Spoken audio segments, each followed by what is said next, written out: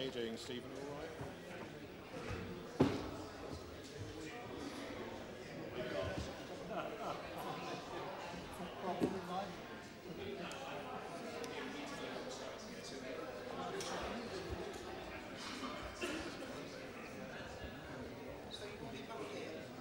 Yeah, I'll turn the microphone away from you or whatever, because it's just that if I need to ask you not to speak publicly, to talk to me, to whisper to me, I know where you are.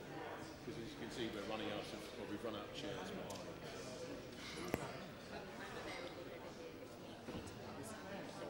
Brilliant. Thank you so much. Yeah, I would say who I would make perfectly clear. Yeah, it would be if I need them to have documents in front of them, and they got their own set behind there. So, but if that doesn't work, across to great. Thank you.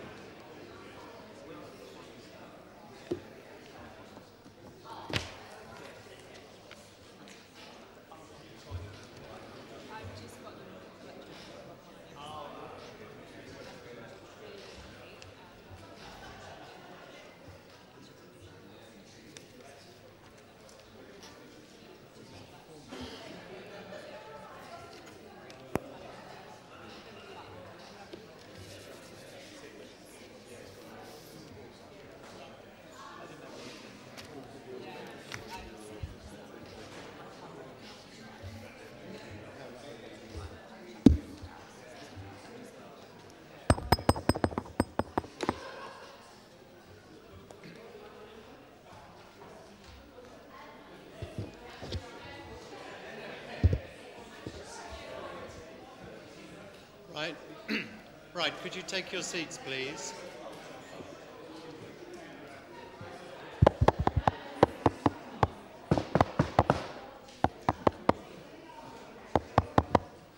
Is this working?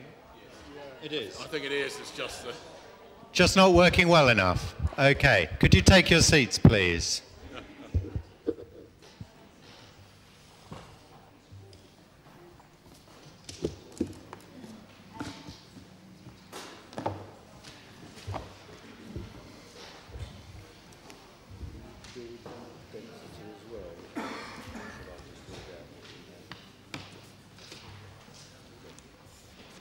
Right, the inquiry is resumed. Mr. King, or Messrs. King, okay. Over to you. What's your running order? Well, I will open it up. You'll need the microphone. Sorry. I will start opening it up, and then I will get my colleagues to fill in certain details as necessary, if that's okay with you. Okay, that's fine. Right. Do you want to tell me which documents you're referring to, please? Right. That's a bit more difficult because there's hundreds of them. But can I refer to them as I go through? Okay. Yeah, no, that's fine. Yes. Okay. I'll try a bit. I'll try a bit nearer there. Yeah. Can it go up a bit, please, the volume? Yeah. Is that better? I think it's a fine balance, isn't it, between volume and feedback? Yeah. Okay. Okay. And yes, that's a bit brighter too. Blimey. Yeah. So blinded by the light of someone. You're in the spotlight over there. Right. Okay. Well, I knew that already. Mr. King. Right. Thank you very much. Just to point out that we are 7 of the 8 local residents' associations. We do have a number of our resident associations have members directly in Purley, and the rest of us are from the surrounding areas. And we have put together the case as ourselves, the Residents Association. We are independent of political parties, and we are independent, non-sectarian. We've started off by looking at the scheme overall, and we think the first important thing is the impact that it will have on Purley and the surrounding area. And we don't think enough of that has been taken into consideration. And I think that is the first key point. We think, although you made a light of it, but genuine of our concern about some of the architectural merit, but the architectural merit is really surrounded around the 17th floor building and not the rest of the site. So we would go on and say that it will create a dominant part of Purley. The visual zone from everywhere in Purley, it will be the predominant feature. And we think at that height it will detract from the rest of Purley. We believe the site clearly needs regeneration. We support what the Baptist Church does for themselves and locally for the rest of the community, particularly young people.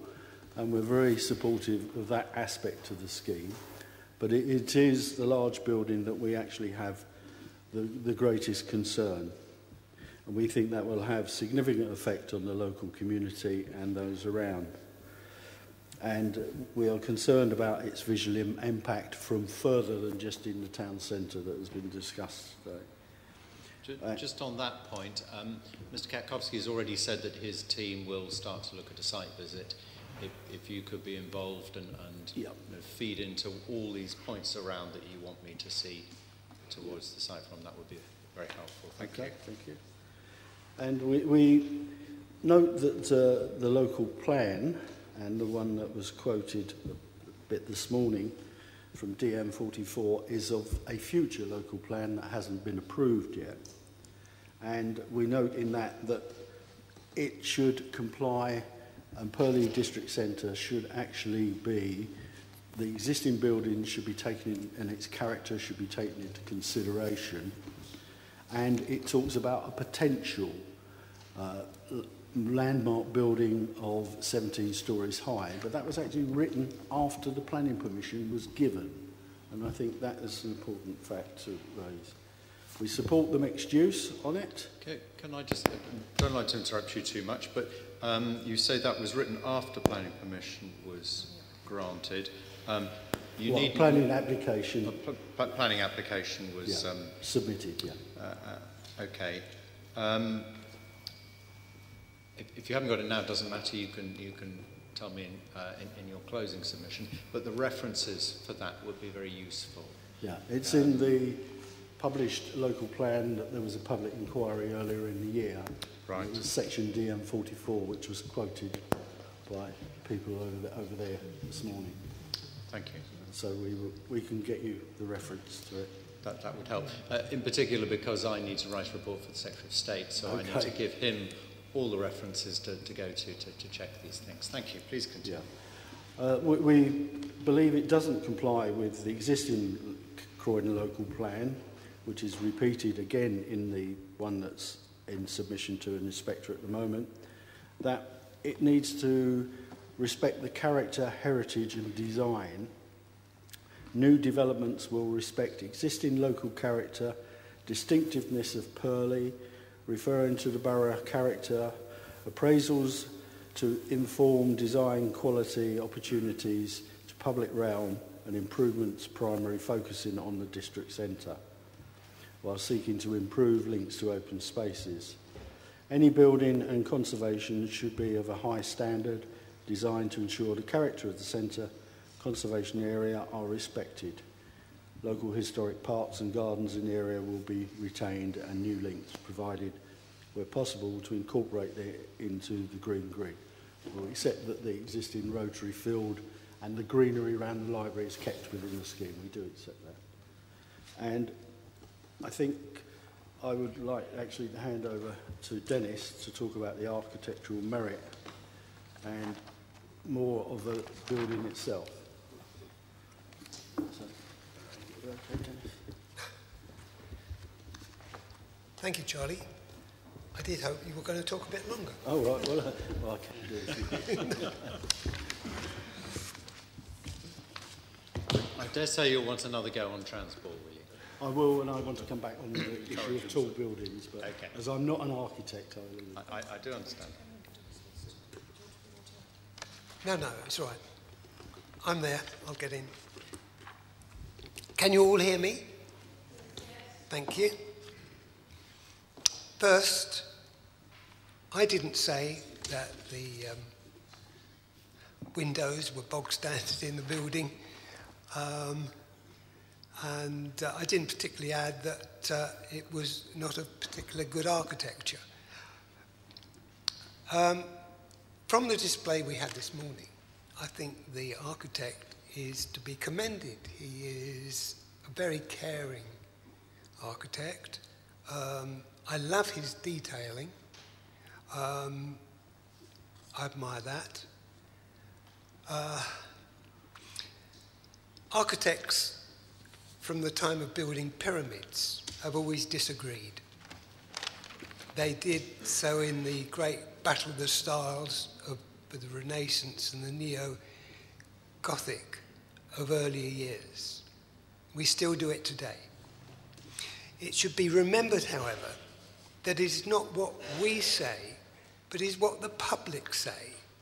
And that is important, because here we have very many people concerned who wish to express their views against what I think would be predominantly the height of this building. When an architect commences his or her design brief, a brief is required. The church know what they wanted. They wanted their new church complex, and generously we're going to provide public facilities. The church requires funds to build their church, and this was going to be achieved in part by the sale of flats. Then the Croydon Council also required their share of affordable housing.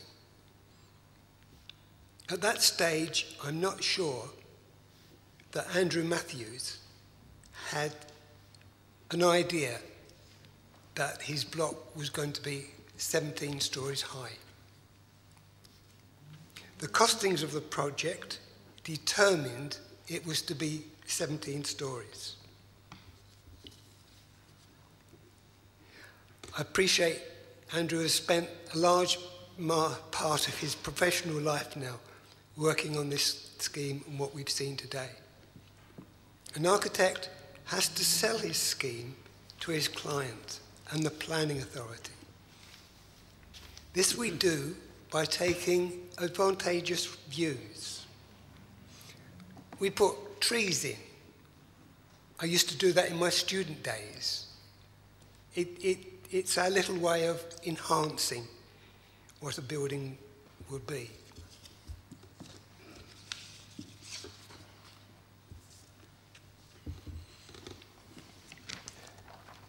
Looking through the book that was produced,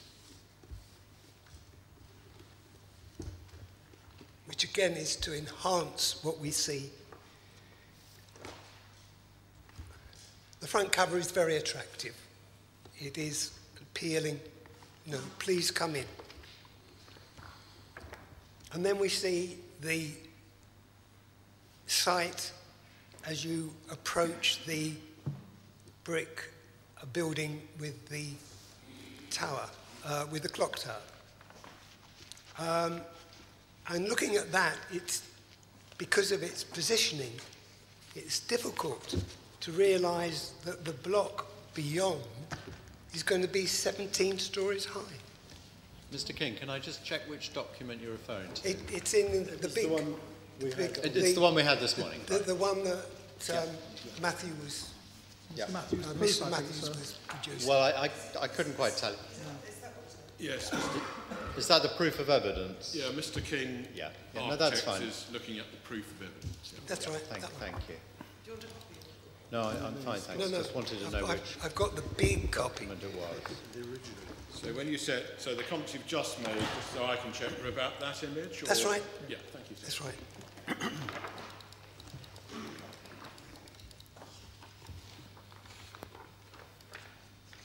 Then when you carry on looking through there and you come to image number 3, you then see the site without the taller building in front of it.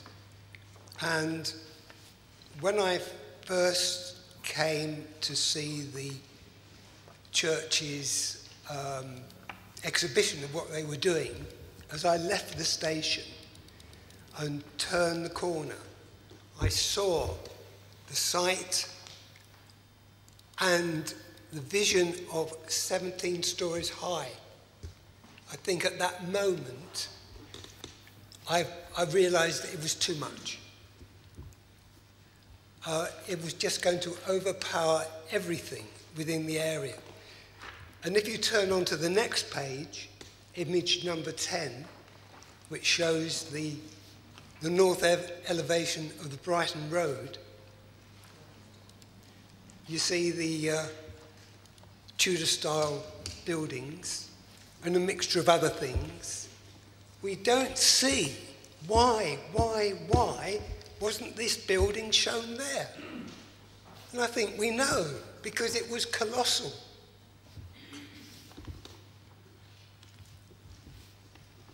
Much of what has been produced here is very good. I would have been delighted to have done some of this work myself.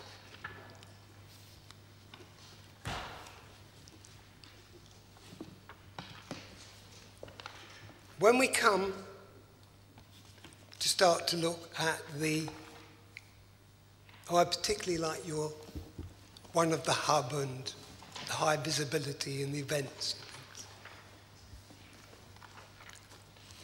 When we come to see further on, and we see the images of the block being shown, image 63, this very high There are page building. numbers on each page, so perhaps because the inspector's doing this on Yes, his thank screen. you. Number 33. Yeah, no, I've got 63. That's all right. Thank you. Thank you.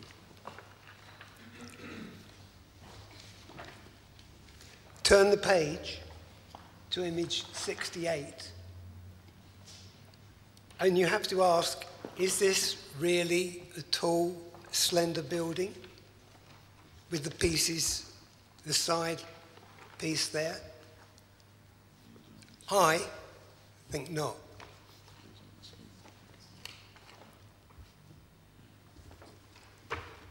I think when it comes down to it, that the people who are objecting, myself, my colleagues from the other residents' associations, and the 31 people who wish to speak, some of whom will be in favour. It's generally the building is too high for Purley. Thank you, Jim.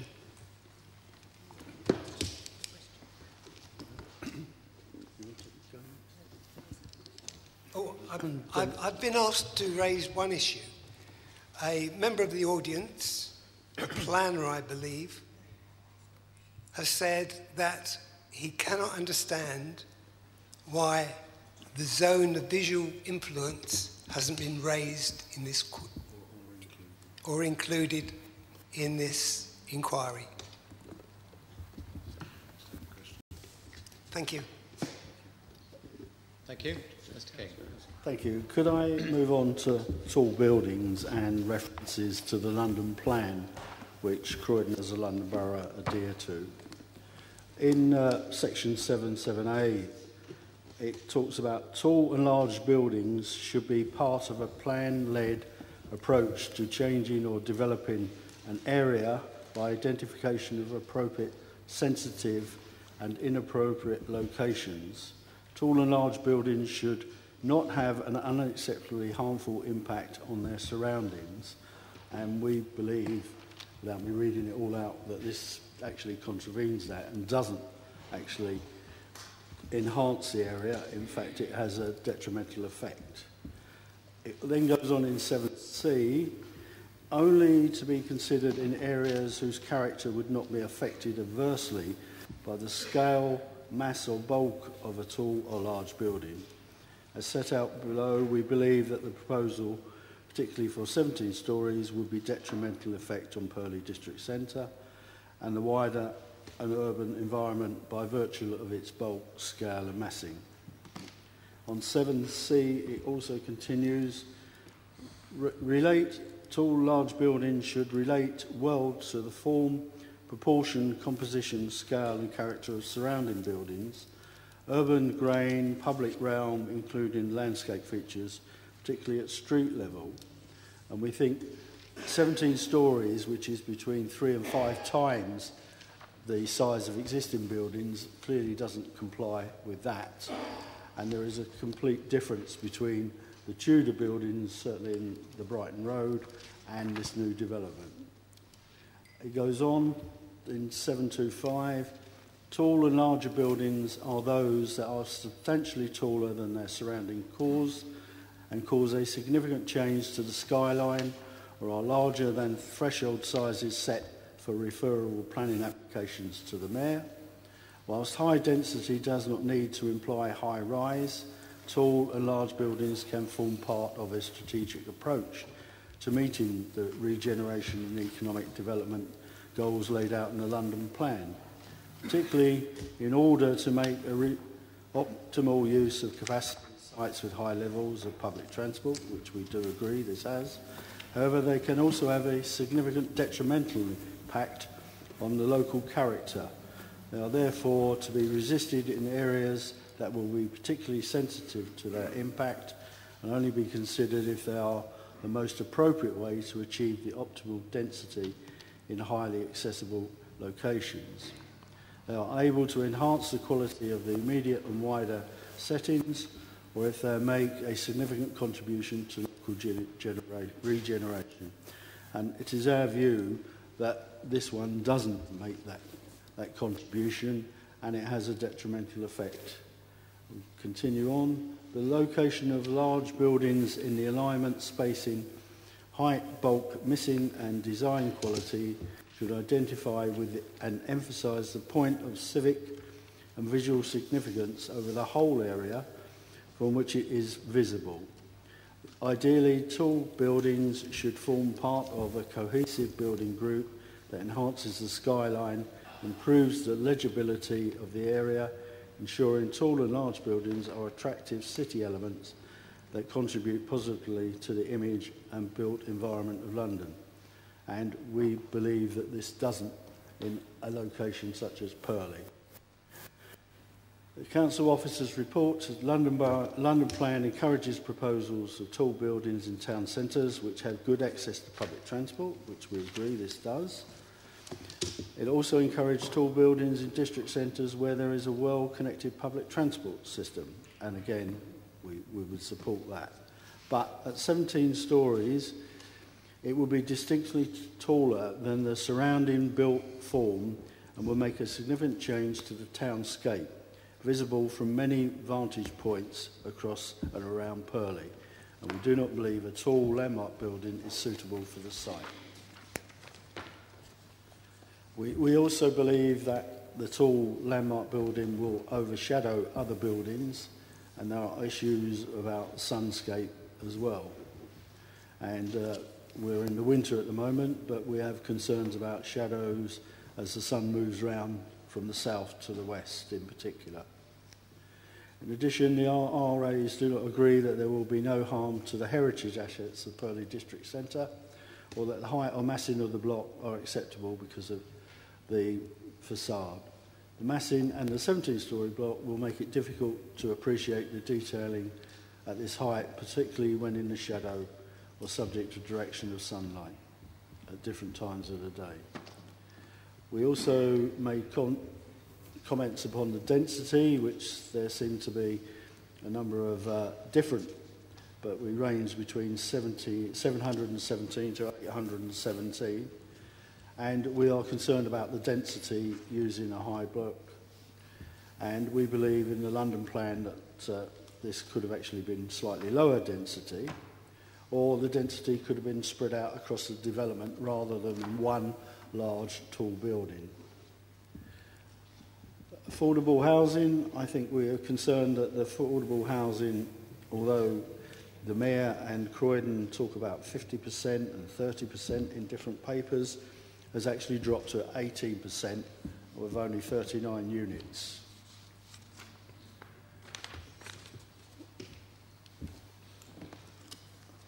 The affordable housing of 18% falls below the 50%, as we have said, required by policy. However, it's considered that significant material weight should be given to the provision of extensive and high-quality community uses on the site. And we would accept that there are high-quality community uses on the site, but we still think the affordable element is too low. And Purley is in need of affordable dwellings. The RAs do not agree with the rationale set out in 10.3. The proposed site states that mitigating factors for local affordable housing include the need for high quality design and construction, abnormal housing and financial costs, the provision of church community facilities. It's not clear how these factors, even when considered together, account for the low level of affordable dwellings. Moreover, the acute need for affordable dwellings in Purley and the wider market, the Council has not presented a compelling, rational case as to why the community units and regeneration benefits are there in the way they are at the low level. I then move on to some issues of flooding. Sorry, could you repeat that last bit again? I'm not sure I quite followed it. Right. The RAs are of the opinion that given the acute need for affordable housing in the area, we do not agree with the Council that community units plus regeneration benefits somehow offset the mitigation for a higher level of housing, of affordable housing. Thank you, I understand. Yeah. Okay. We move on to one of our issues, which is the possible flooding. As I said before, Purley floods on a frequent basis in the town centre, and as of late they have used the underpass to Tesco's as a pond to accommodate surplus water. The last time was in 2014. A few years before that was similar, where both the A22 Gosden Road and some surrounding roads were closed for up to 3 months. And we also quote from Croydon. Croydon Council state in their planning committee report, both sites have potential for groundwater flooding to occur at surface. This is due to the high groundwater level within the chalk aquifers, and this to us indicates that there needs to be some better consideration of the potential adding to flooding problems. And we know Thames Water, the Council and the Environment Agency have been working on plans to try and alleviate some of the flooding, but we believe that Purley will still continue to flood at times of excess rainfall.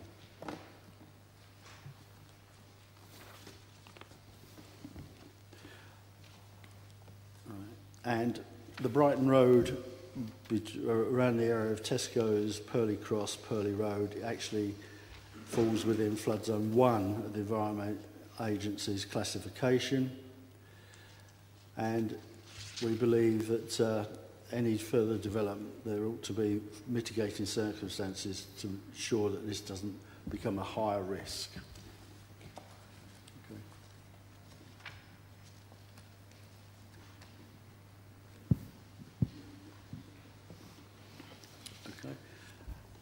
I'll move on to on-site parking. For the site, the island site in particular, schemes only make provision for 50 parking spaces for the church and the community use, whereas the planned auditorium could accommodate up to 500 people. There will be 28 spaces for the 114 residential units, 11 of which will be blue badge holders for the site. There will be 9 accessible car parking spaces for 106 residential units. The 500-seat auditorium is likely to be used on all day on the week, as well as on Sundays, and when fully utilised, this will put considerable pressure on local public car parks, local parking, which are already at capacity on some days, as well as nearby residential streets and the controlled parking zone in the area. The main public car park in Purley is the council-owned multi-storey car park on the High Street. This can accommodate 412 vehicles, 12 disabled bays. Croydon Council indicated that detailed policies in their proposed main modification to the local plan DM44, that this site is proposed for redevelopment, and if no indication from this document in the public parking provision what would happen if this site was redeveloped and parking decreased. The council-owned Russell Hill Place car park accommodates 60 vehicles. However, the council have previously indicated the site could be redeveloped, possibly meaning that these car park spaces could also be lost. The RAs develop inadequate residential parking provision for 202 units is a major deficiency of the scheme. It should be recognised that despite the excellent and convenient bus and rail service in Purley, there is no restriction on residents desiring to own or use a car for domestic and business purposes, despite a lack of parking facilities within the development. The consequence of not providing additional car parking space with a major development for the benefit of both residents and Purley District Centre will result in serious negative factors for Purley and the surrounding streets. There's also assumption that people in social housing are less likely to own a car and therefore require less parking provision. Yet our experience with other developments in the south of the borough, in Coulsdon and other parts of Purley, is that people in social housing require exactly the same amount of parking, just they tend to have a company vehicle rather than their own. Banstead Road is already heavily parked on a Sunday, and this does cause some traffic hindrance because the red route parking restrictions do not apply on Sundays. Restriction of the single route only applies between red route applies between 7 and 7 Monday to Saturday. There are no other street vista car bays for the island site which will could prohibit emergency parking for doctors, care workers, other medical staff. There's only one good vehicle parking bay available in Banstead Road near the island site, which will probably be able to accommodate an ambulance removal or a delivery. This means the vehicles would need to take turns to deliver to the island site. To exit the car park from the island, the vehicles will be exiting the site into Russell Hill Road. We have to turn right into 3 lanes of traffic, stacking across Brighton Road, as mentioned in 13. If the site wishes to go along the A22, or vehicles from the site, then they will have to cross at least 1 lane, probably 2, in order to be able to proceed straight on at the second and third set of traffic lights. There's little option for drivers to ensure that they get into the correct lane before the traffic lights at Russell Hill Road. Is it this safe, and will it increase accidents at this location? The major road is restricted red route. In addition, vehicles while stacking to exit the island and waiting for traffic lights to turn green will be a hindrance to pedestrians, wheelchair users and parents with buggies walking on the footway in Russell Hill Road, which is the major footway to the shops, restaurants and the public house. The council state that planning committee, in agreement with Tesco's, to share their car park is not required, as there's already free parking available for 3 hours without any obligation to purchase from Tesco's. The evidence of this parking is included within the parking analysis. However, the car park is generally full during peak church periods, and this has not been given weight to yet. The RAs agree that Tesco's park-up time is very utilised, but it will not stop some users of the church community also parking there, possibly depriving shoppers of space. The church should not be relying on third parties to provide parking spaces to accommodation users to their facilities, and there should be sufficient parking on site.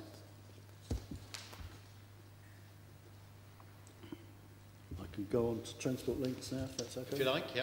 Yeah, okay. The transport links, rather than using Purley District Centre for their shopping and leisure, the RAs believe that residents of the scheme lack to continuity, connectivity with the district centre, are more likely to use public transport to travel to Croydon, London and other places. Purley has a good public transport link running north to south, though it's not quite so good east to west.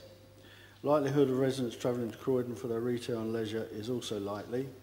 to be further increased by forthcoming Westfield development, which has now been given the go-ahead by the Mayor, meaning that scheme could not improve the viability of Purley, and is only likely to add to the decline and falling retail and footfall, increased business failures.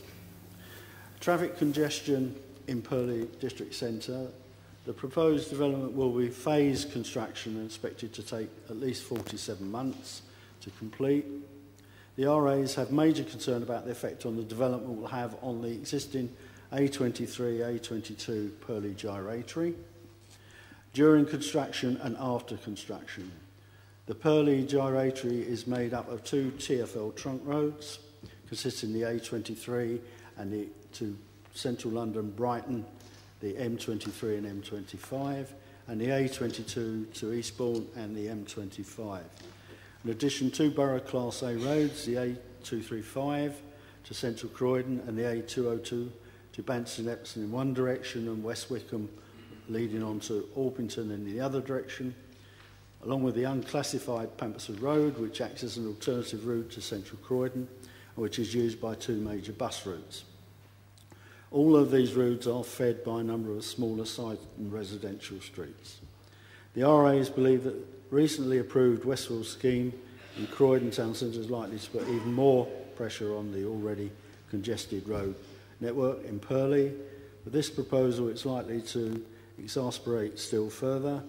We do not believe that the road network in Purley has the capacity to absorb the impact of 47 months construction period for Purley and areas further afield. In addition, such a large development on the site could prevent further strategic modifications to Purley Cross gyratory system, an improved solution of managing the ever-growing volume of traffic passing through the borough via Purley Crossroads and gyratory system to reach Junction 6 and Junction 7 of the M2025. TfL earlier this year started a second consultation on the A23, A233 junction improvements at Five Ways, which is a couple of miles to the north of Purley, and that has a scheme that's proposed already. TfL have also stated that Purley Cross will be under review at some time in the near future, and they have said that for some time. Purley Cross is one of the most congested junctions on the A23 in Croydon. It was highlighted in a report to Croydon Council by Peter Brett for a Croydon Transport Strategy in 2009. The report quotes in 823, high traffic demand for the A23 is over saturating junctions and leading to high levels of congestion along this corridor, but the many approach roads which provide essential east-west connections across the borough are particularly concerned are Purley Cross and Five Ways Junction, which have said that TfL are now looking at Five Ways Junction, where vehicle turn-in demands combined with a high proportion of larger vehicles associated with access to retail industrial areas of the A23 cause disruption through traffic movements. In 832, a priority should be to ensure that fast-track A23 capacity improvements with the aim of reducing congestion along the main road, but also the approach roads, which can suffer disproportionate delays. Approach road delays to Five Ways as key distinction to orbital movement across the borough. The improvement should consider the corridor as a whole, improving capacity for general traffic as one junction will exacerbate the other, and the downstream junction and key junction in this case is Purley Cross Gyratory. The other one mentioned is the Lombard roundabout at the north of the borough. Although traffic in Greater London fell from 2008 onwards, this changed in 2012 when traffic levels began to rise again. TfL's Travel in London report number 7 2014 to the GLA reported on pages 93. It is clear that traffic in outer London has increased in the last 2 years and is now back to 2008 levels. Indeed, TfL forecasts that this may rise by up to 5% more in outer London. This was also confirmed by a subsequent study by the DFT Road Traffic Estimates Great Britain 2014, published in 2015, which showed traffic increased in London by 1.8%, and that's all of London, and South East England, covering Surrey, which is adjacent to Croydon, 2.3%. In the latest update, provisional road traffic estimates for Great Britain as a whole, published in September 2017, the DFT provisional figures showed that 325.1 billion vehicle miles travelled in Great Britain's roads in the year ending 2017. Traffic has now increased each quarter in succession for the last 4 years, and we've attached the appropriate graph.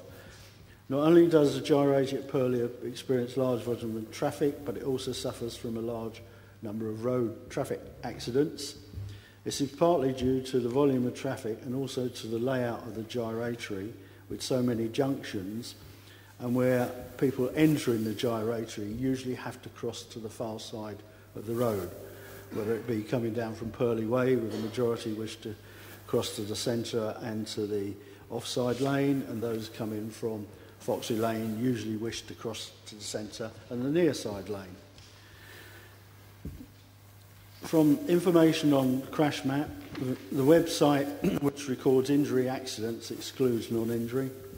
For the last 5 years at Purley Cross, there have been 25 accidents within the area covered by the Purley Cross gyratory.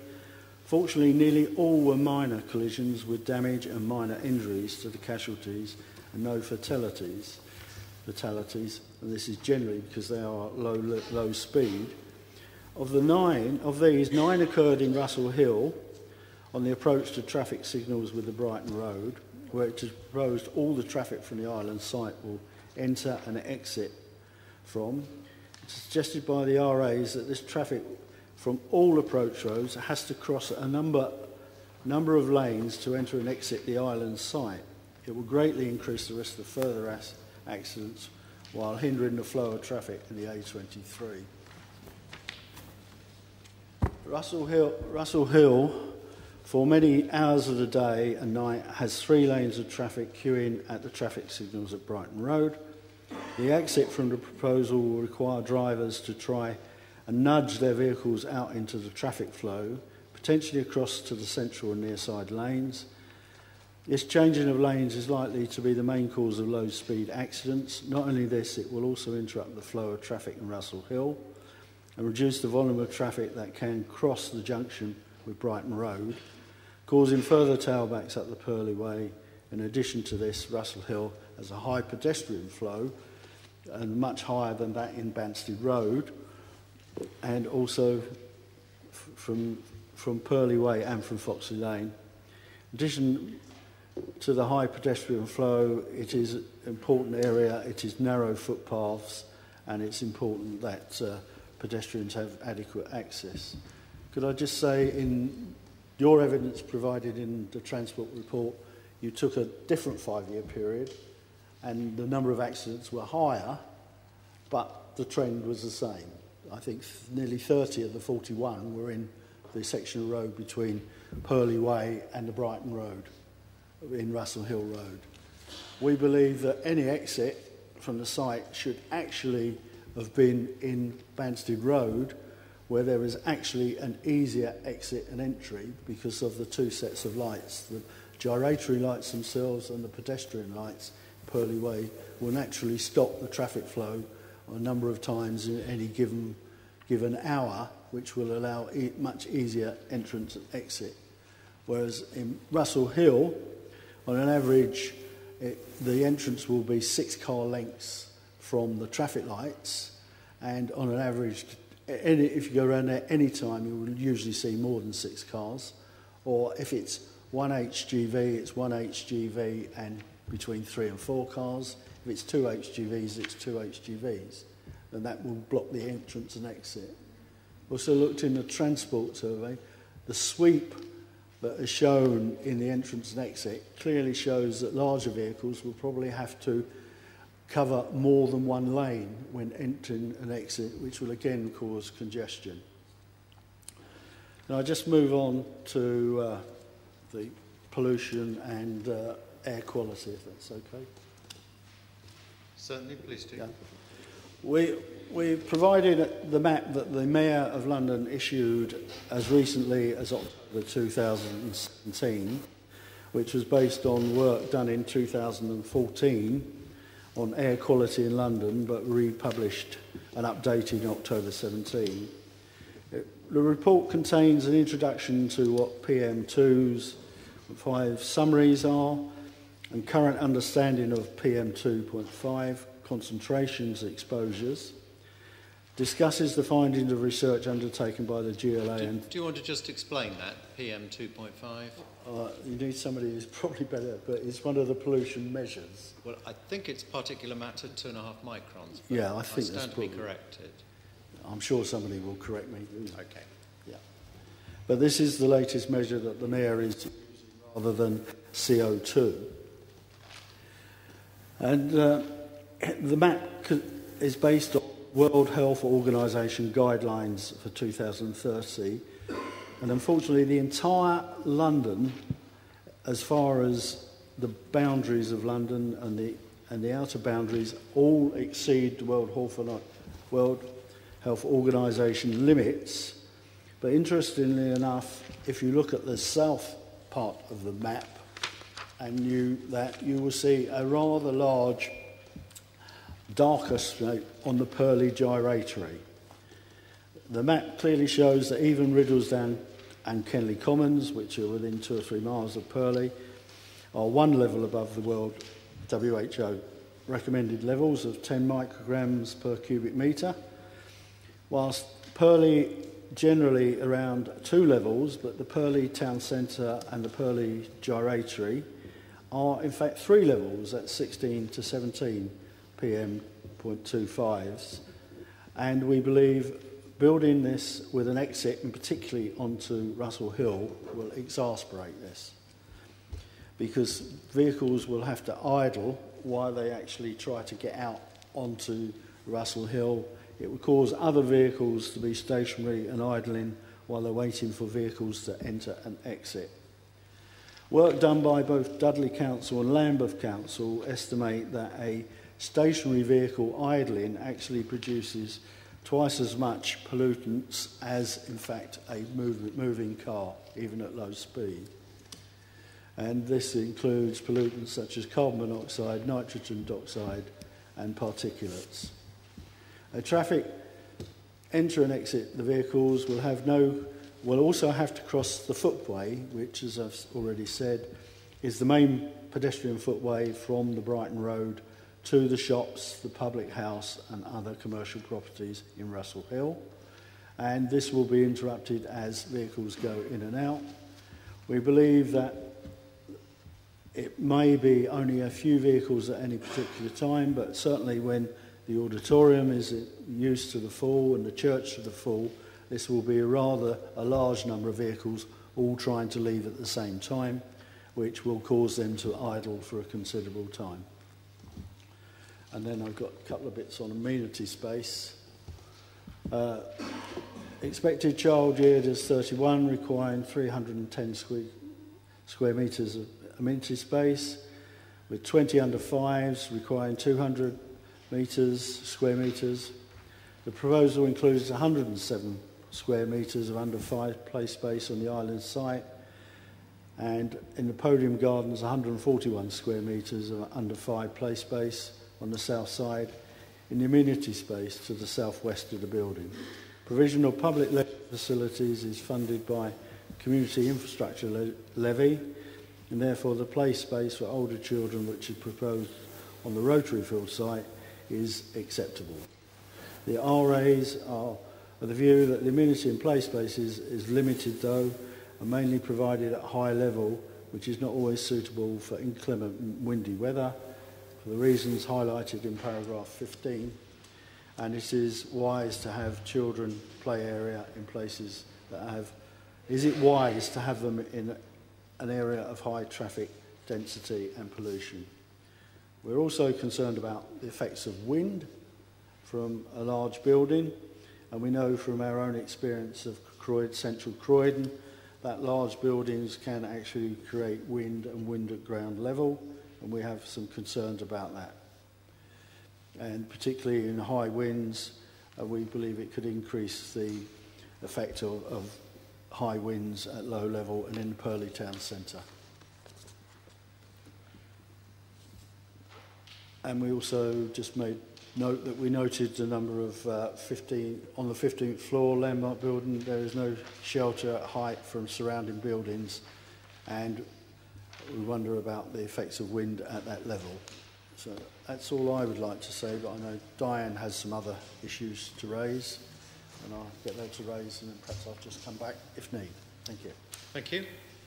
Please carry on. Thank you. Sorry. I was going through the emails that were sent to Tim Salter, and I've also looked at the responses on the Purley Baptist Church website. One of the things in their applicant's opening submission was in point 5, as well as comprehensive efforts to engage with the wider community. That's something I'm going to be looking at. And the other thing is at point 10, the political campaign. First of all, I think, as Charlie said, we are not political. We actually asked our Member of Parliament to ask the Secretary of State to call this in. We got involved because a number of our residents were very concerned about the height of the tower. I think this is the major sticking point, is the height of the tower. And that's why we were... Excuse me, can I ask people not to interrupt, but to let them complete what they're trying to say? Thank you. Please continue. So I don't see this, we certainly do not see this as a political campaign. Member of Parliament is representing us as residents, and a number of residents that he is representing. So I would just like to make that clear. We are certainly not doing this as any form of political campaign. Now, these are the numbers of emails, obviously against, these are the ones for. The council website, 610 comments, 544 for, against 56. And on the Purley Baptist Church website, there are more people against than in favour. And if it's okay, I've got a few snapshots of what people were saying to show the strength of the feeling that people have about this tower. And I would also like to say that obviously we know that our MP was sent out emails, etc. And a lot of the responses are more or less cutting and pasting what he said. The same with the Purley Baptist Church. I have read the email responses, so I know that they are a little repetitive. But and so are the Purley Baptist Church as well, because one of them actually shows the email. They didn't delete it, what they were told to say, in the same way. I mean, you know, it's exactly what our side were doing. So both of them are quite similar. And so what I've tried to do, the snapshots here is to show how strongly people feel about this, because whether the church tells their people to write or Chris Philp tells residents to write, people only do that if they feel strongly on both sides about it.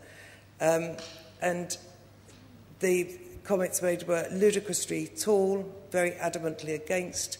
I would like to object in the strongest terms. I am never a complainer, but who on earth? Completely unsuited to the locality, too tall. I wish to strongly object. I find the plans for such a building to be wholly outrageous. Stop this folly. One church should not be allowed to ruin the whole town. Strong objection. Stick out like a sore thumb. Such a building would generally be over 4 times taller than any other in the area.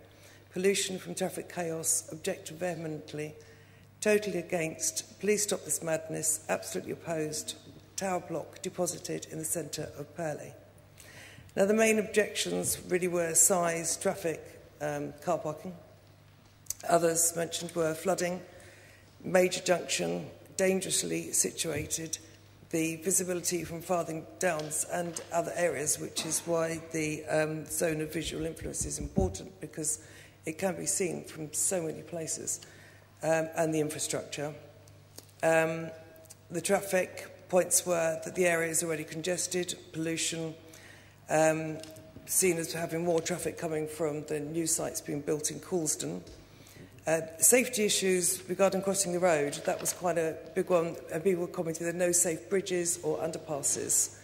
This is a major route to and from Gatwick and London, and congestion is anticipated to be worse. Car use plays a significant role in growing families and larger shopping, and people need a car for work where the areas that they're going to are not covered by public transport. People who choose to live in the suburbs tend to have cars. One person who wrote an objection was a doctor at the Woodside Medical Practice, and he said at 2 p.m. on the 1st of December there was no parking within 100 yards of the practice. If there was more parking, people just wouldn't be able to go to their GP. Infrastructure, appropriateness, architectural design, taller than most residential blocks in Croydon. The difference in design quality in the two sites. The affordable housing was considered to be of poorer quality. South site has a lot more units in a smaller space than the Island site. Just because people call it a landmark building does not make it so. A lot of emphasis was put in quite a lot of correspondence with the fact that this is not Croydon. Someone mentioned tall buildings tend to be in clusters, such as Canary Wharf and in city locations, not one randomly placed in the suburbs. Purley is a town or village, not a city. And even supporters of the scheme, including Simon Krebs from Purley BID, also referred to Purley as a village. Comments made more in keeping with Croydon would create a precedence in Purley. And a couple of local residents said that the impact on the local properties, the local houses, will be profound, but this hasn't been mentioned in the developers' comments. And one of the pictures shown on the slide were these lots of houses with gardens within eyeshot of the tower.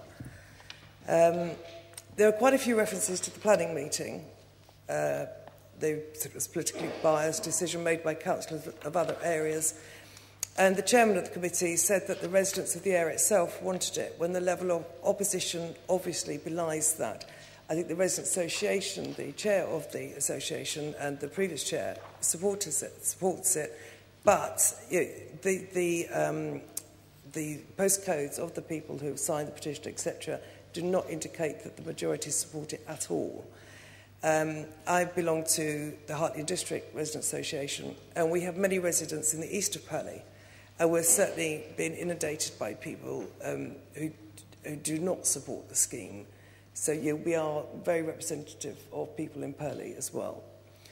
The people are concerned about risk of fire. Then a few people have commented that perhaps the church should reassess its needs, and the church is the only beneficiary. The site has been left empty by Purley Baptist Church for far too long. I should emphasise that these were comments that have been made by people writing in. I think it's very important to recognise that people have written in because they feel very strongly. One person does not like Chris Philp. He was a lifelong Labour supporter, but he was very against the scheme. And a member of Purley Baptist Church, he's felt that he could support it if it was appropriate and proportionate, but he doesn't believe it is either. A couple of other points. Signal from Crystal Palace transmitter could be blocked. Bigger the development, bigger the congestion, deliveries, visitors, workers, residents. Car parking was a very big issue for people. Where are people going to park? So people who live in the area it's a really big thing, especially on the Purley Baptist Church survey within their site. The supporters, obviously there were many citizen supporters. I think overall, I think a lot of people, as I think Charlie said as well, want something done with the site. I mean, there's no doubt about that. But it's the tower. I think it's the size of the tower that people object to because it will so dominate the site. The supporters were saying that they were very positive about the affordable housing, although we feel there's not enough. It's already an eyesore site. The local business development team support them. All their good works, particularly mentioned, were homeless people. and they're doing a lot of work for the community as a whole. The council made them have a tall building. The church have been planning this for a long time and really want it. And there are lots of people who do obviously see this as a total regeneration, but the majority don't appear to. The church engagement, I mean, I haven't written down quotes from all of them. But well, please don't, because as I say, I've read about... this was the Purley Baptist Church Society. It was just and next week will come in. So. It was just the percentage of people on the Purley Baptist site. They're saying they've engaged fully with the community, but the majority of people responding were against this and had very clear concerns along very similar ones that have been raised in the emails. So... no, I won't go into that. But the car park in particular, there were 36 comments, and there was one person for the proposals. Thank you. So I think that's... Yeah, I think many people opposed, cited the height, aesthetics, quality of the town, lack of parking and congestion. And quite a few people saying would like to see this, but not with the tower. Take the tower away, and then everyone would be happy with it. Thank you. Thank you very much. Now, did you want Mr. Thomas to... No? No. Okay. Can I just quickly summarise? Please do. Yeah, I think, as you've heard from us, we really do welcome a redevelopment on this site, but it is the issue of the tower that is the main concern, and the visual and environmental effects that will have on the town centre, the implications for traffic and congestion that we're concerned about, and we believe that whatever, the entrance is in the wrong street, and I think we can't emphasise that enough. We understand where we are with PTEL, and local public transport is good, but we also don't believe the transport study took into consideration that the biggest increase in traffic in Britain at the moment is white vans delivering to households, and that hasn't been taken into consideration. And we are concerned about air quality for particularly pedestrians in Purley and in particular Russell Hill Road, and the effect that the increase in traffic and congestion this will have. And I think the others are architectural about the visual look from the High Street and from Brighton Road and from the surrounding area. But I think I'll stop there. Thank you. Thank you very much. Now, Mr. Katkowski, did you manage to get who was putting forward which points? Well, I've written them down in the order in which I raised, by whom they were raised. And well done. Well, thank you, sir. Yeah. And I intend to, I think, sort of take it from the top and work my way through, because otherwise it's going to be totally chaotic. So, I mean, there are some introductory points of principle which I want to ask, and I think I'll ask them of Mr. Charles King. But, I mean, if I ask someone a question and he or she thinks it should better be addressed to one of your colleagues, and just tell me that, and we'll pass them along the table until they fall off the end. Nominations I'm very happy with. I don't want conferring. Exactly, that's right. So, kick off, and if you want to take a break in sort of 20-30 minutes' time. Then yes, certainly. So if you'll just give me one moment. So.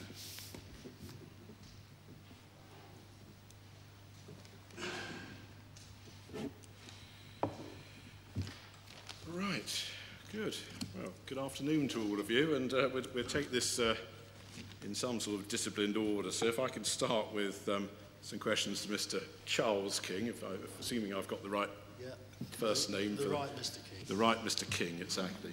But I'm sure the other Mr. King isn't the wrong Mr. King. It's just that, anyway, so if I can just start with some points of principle. Now, I think is this right? I mean, it seemed to me to be coming through crystal clear from what's been said that you're already in a similar position to that of your local MP, who has written in his statement that he's going to go through tomorrow that the excessive height, that's to say the tall building or the tower that we propose, is the main ground for refusal. Now, would it be right to say that for the 7 residents' associations, that is the main ground, not the only ground, but the main ground of objection? Would that be fair? I think it's the 3 I read out to you at the end, which is the height of the tall building, the effect on traffic, environment and air quality. Yes. I think those are the 3 major issues. Right. And amongst those, is there a lead point or not? I have in mind, for example, what was said right at the end there by, I don't know whether it's Mrs. Hearn or Ms. or Mrs. Hearn?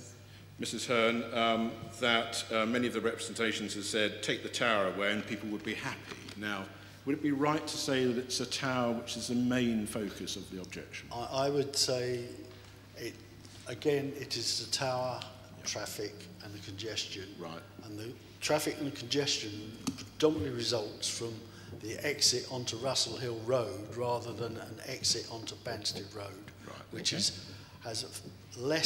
fewer cars, and it is easier to exit and egress from. Rightio. Thank you very much indeed. Now, in terms of the main elements of the proposals, I think in terms of the uses that we propose, you not only have no objection to them, but you actually would rather support them. So, for example, the new church, which would bring with it, obviously, vastly improved church facilities, the new community facilities and enhanced community facilities.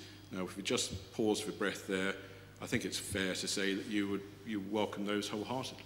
Yeah, I think we do, and we welcome exactly what the church does for what I call older children, because there are many things in Croydon from, if you like, 4 to 10 or 11.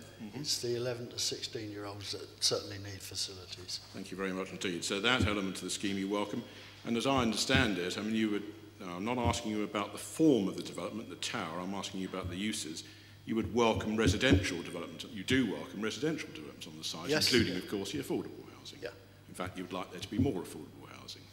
Yeah. So the principal elements of the scheme, the main elements of the scheme, you would not object to. In fact, you support them. It's their manifestation, their physical manifestation that you object to, particularly the tower. It's the tower in particular, and the design of the scheme around the traffic, I think. Yeah, no, as you said, thank you very much. Now,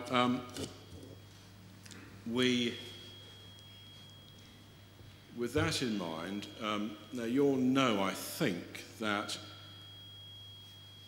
when planning decisions like this come to be made, the way the system works is that the decision maker, and here this now would be the Secretary of State, Cabinet Minister, the way the decision-making process works is that one is to take the development plan, which here is, I think you know, is the London plan on the strategic side, and at local level, the local plan documents that the Croydon Council has. You're aware of that, aren't you? Yeah, all I would say is there are sort of 3 local plans. Yes, I'll come to that. Yeah, I'll come to that. There is the existing one and the one that is under discussion. And I will be looking at the one that's under discussion with you slightly later on. And, I mean, just help me with this.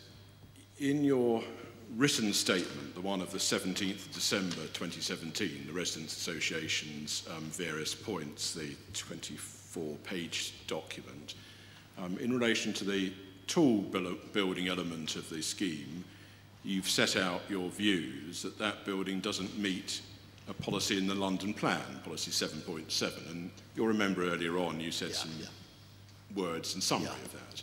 Yeah. Now, do you know that when it comes to making a decision like this, the decision is meant to be made on this basis? The decision is meant to be made in accordance with the development plan, unless material considerations indicate otherwise. Were you aware that that's the ground rule, if you like? I would take it as the wording was said, that you have to take into consideration the character. No, that's not my question. That's my fault entirely and not yours, because I know you're doing your very, very best to answer my question. So forgive, I'm trying to simplify what is actually, well, it's not a particularly complicated legal point, but I'm trying to simplify it so at least I can understand it if nobody else. And hopefully I can. Well, yes, I'm assuming that, sir. Do chip in, though, sir, if there's any point which you don't understand. I will. Thank you. And it's simply this, that a planning decision, the decision whether to grant this scheme planning permission should be made on this basis. It should be made by looking at the planning policies in the London plan and the Croydon plans, see whether the proposal accords or does not accord with those policies, and then take your lead from that development plan as the decision you make. Now, were you aware that that's the way in which the ground rules work or not? Yeah, it's not meant to be a trick question. I just want to know. I think we're aware of the process. Right. But Good. I think we would say that you have to take into consideration the bits we've raised as well. Of course, I'm not saying you shouldn't. I mean, absolutely, any policy that's relevant to the decision, not only, you must take those points into account, definitely. Okay. Carry on. Rightio. Yeah, okay. Right. We now, had an old technology failure this side. Oh, an old technology failure. Right. You run out of ink, basically. Is your biro working now? We've got another one. All right. Splendid. I've got one I could give you, but it probably explode once it goes there. Policy to always carry two. Excellent. So this is the question I wanted to ask you. So whereas for the tall building, you've said, look, there's a breach of London Plan Policy 7.7, and I'll ask you about the detail of that later, but you made that point for the tall building, but on your other point, so for example, parking, for example, traffic congestion, for example, air quality, and I could go on with all the other points you've raised, your statement doesn't say anywhere, does it? And that's a breach of policy so-and-so in this plan, or policy such and such in that plan. You haven't done that, have you, apart from for the tall building? On parking, the problem is, Croydon takes its lead from the London Plan. It uses the London Plan, where some other London boroughs have their own parking. But the London Plan would allow you to put 2 parking places per dwelling in outer London. Or none? It gives you guidelines around 1 and 0.75 for social housing, but it allows the local authority within that to decide, based on what they think the PTL is, that they could reduce it. Just hold on for 1 moment. So I'm going to ask you a little bit about the detail of parking slightly later on. My point at the moment is a wider point. Let me see if I can reformulate it just so that it's even clearer. I'm simply asking you this. Apart from for the tall building, where you've said there's a breach of a policy in the London Plan, 7.7, which I can ask you about later on, for all of the other subjects that you raise, nowhere in your statement, either written or oral, do you say that there is a breach of a particular policy in the London Plan or the Croydon Plan, do you? For any of the other topics, that's the question. Well, I think the answer you're trying to make me say, which I will give to you, is because it doesn't. But what the London... Because it doesn't what? Doesn't actually breach what's in there. I accept that. Right. But it does also say you must take into consideration all these other things, which we don't believe you have taken into consideration. Can you tell me that again? But it also...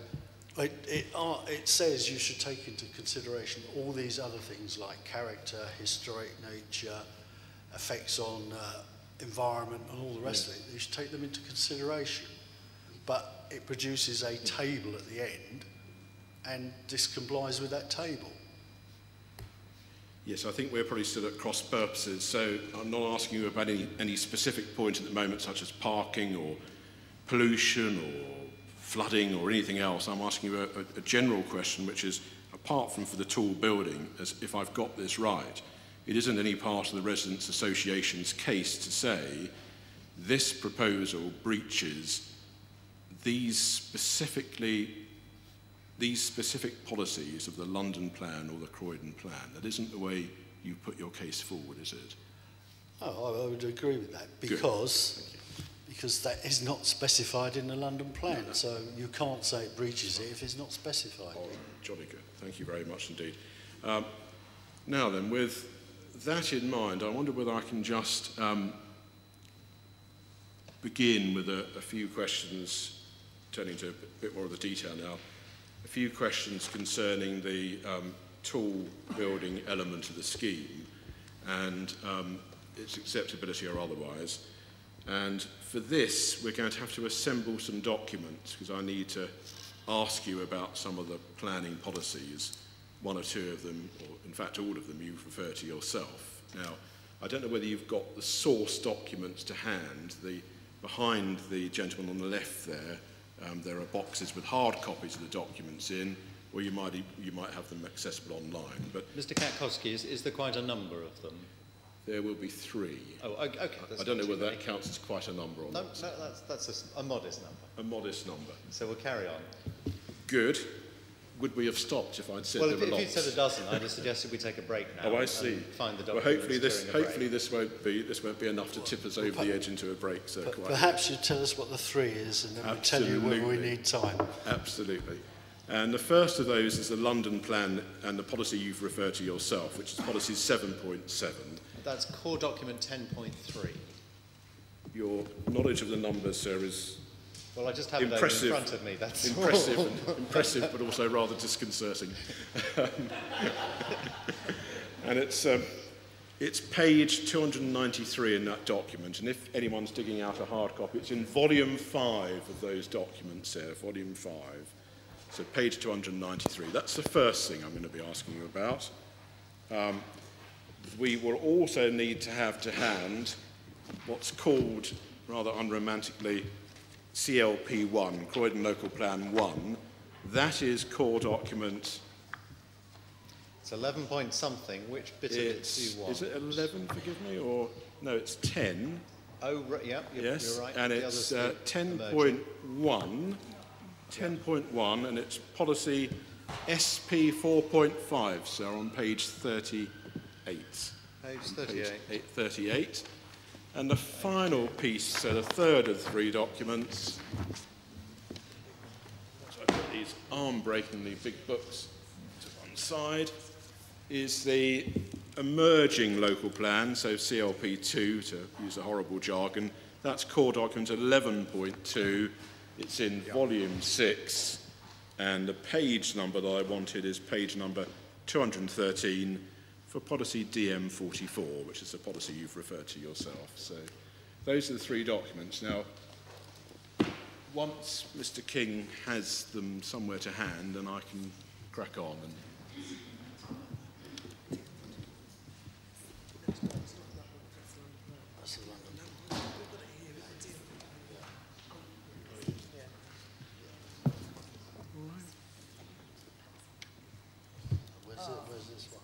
Where's this one?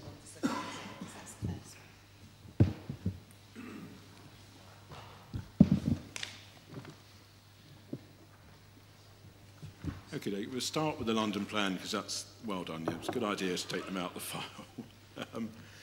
And if we just start with policy 7.7, in fact, you read this passage out yourself, I think, earlier on. So page 293 of the London plan, policy 7.7, and it's item A, and it's simply this, that tall buildings, we're told, should be part of a plan-led approach to changing or developing an area by the identification of appropriate, sensitive and inappropriate locations. So a plan-led approach for those things. Now, do you understand what the London plan is telling us here? That ideally what one should do is to have a planning policy document which tells us where, if anywhere, in a planning authority's area, tall buildings might be appropriate, where they're, on the other side of the equation, inappropriate, and where areas are sensitive to having tall buildings. Do you understand that's what we're being told there? So Yeah. they should be in appropriate places and not in inappropriate places. So can you use the microphone? Sorry, as I understand that, it says tall buildings should be in appropriate places and not in inappropriate places. Yes. Well, it's often said that planning policies state the blessed obvious, but I mean, in this particular policy, it's not quite that, Mr. King, because what this part of the policy is saying is that working out where is appropriate and where is inappropriate should be part of a quote-unquote plan-led approach. And that doesn't mean someone drawing up a plan like Mr. Matthews. It means the development plan, like a local plan. Did you understand that? Do you know what the words plan-led mean? Yeah, I can imagine what you mean by that somebody draws up a plan for an area, Yes. such as in the local plan, Exactly.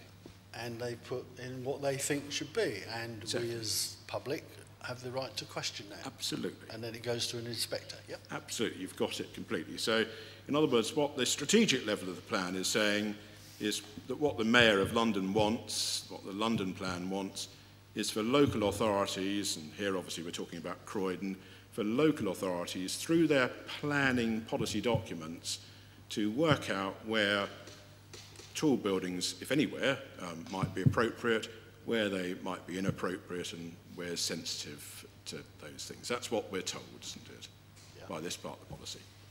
Yep. Yeah. Indeed. Thank you. And now, with could my other Mr. King just make well, I'd rather ask you the questions, and if I will be asking the other Mr. King some questions slightly later on, and if you want to pick up this point, then it's going to get completely chaotic if.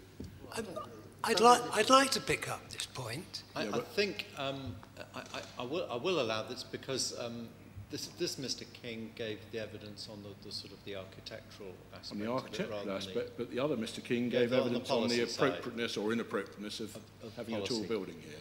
And the other Mr. King was the Mr. King who talked about the policy, which is what I'm asking you about. You're right. So but we'll do it that way round. We'll stick with Mr. Charles King for the moment. Yeah. But I'm sure you'll have an opportunity to make. You're writing things down. Yes. I'm sure you'll have an opportunity to make that point. And also, obviously, I know that I know I'm not dealing with I mustn't get too upset about these things. But really, the person I'm asking questions should answer my questions without, as you said, conferring. Definitely without conferring. Right. Yeah. And I promise not to phone a friend either. Yeah, I see. You can confer with me, though. I mean, I'll tell you what the answers are if you like. And so I think we've seen from there, London Plan is telling local authorities like Croydon that what the London Plan wants is for local authorities like Croydon to work out where within their areas it might be appropriate to have a tall building and where it might not be appropriate. That's what we've got from the London Plan, right? So with that in mind, if we move to what Croydon has done, and we move, first of all, to the adopted part of Croydon's local plan. So that's the CLP1 document, the Local Plan 1 document. So that was core document 10.1. And do you remember I asked that page 38 be open for you, which is policy SP 4.5?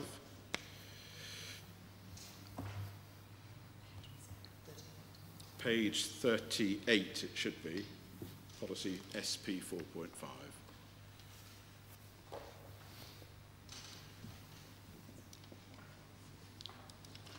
I think so. What we'll do is we'll do these couple of policies and then it'll be a good take a break. Yeah.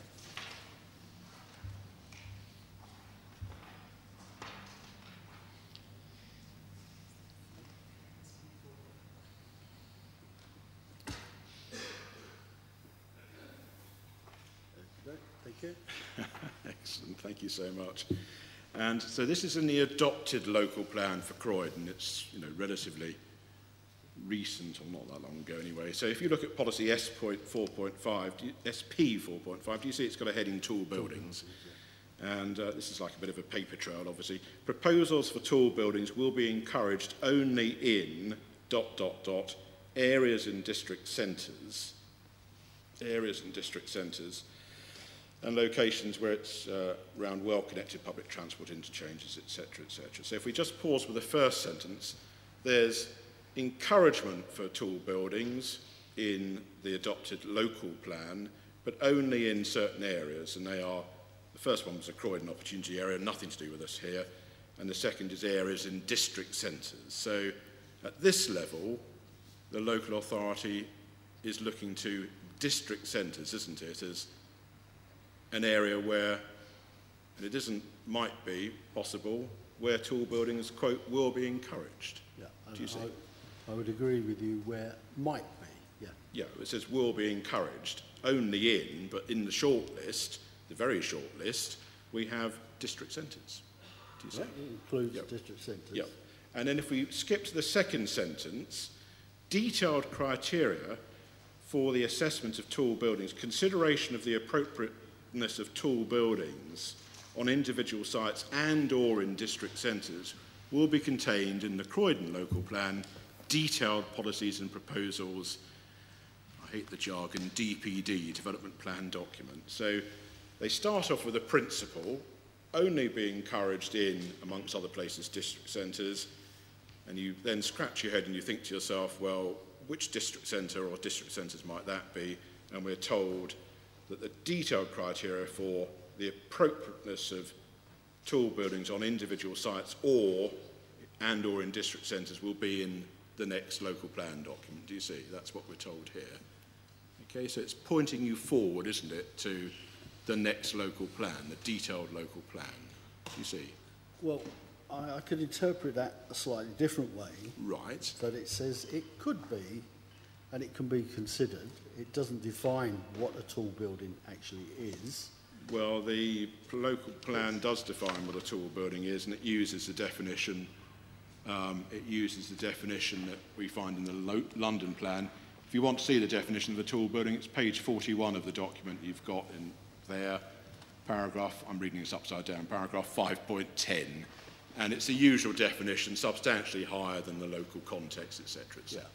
Yeah. Yep. But the word is substantially and doesn't give definitions of, like, substantially could be 7 stories, could be 25 stories. Righty-ho, does that matter for the sake of my question, which is, does it matter for the sake of my question, forgive me, please don't laugh, does it matter for the sake of my question, which is that in this policy we are told that tall buildings are to be encouraged in, amongst other places, district centres. If you want to know which district centres, we're told that the appropriateness of district centres will be contained in the Croydon local plan, detailed policies and proposals plan. Do you see? So it's telling us it's establishing a principle, and the detail of that is to come in the next local plan document, isn't it?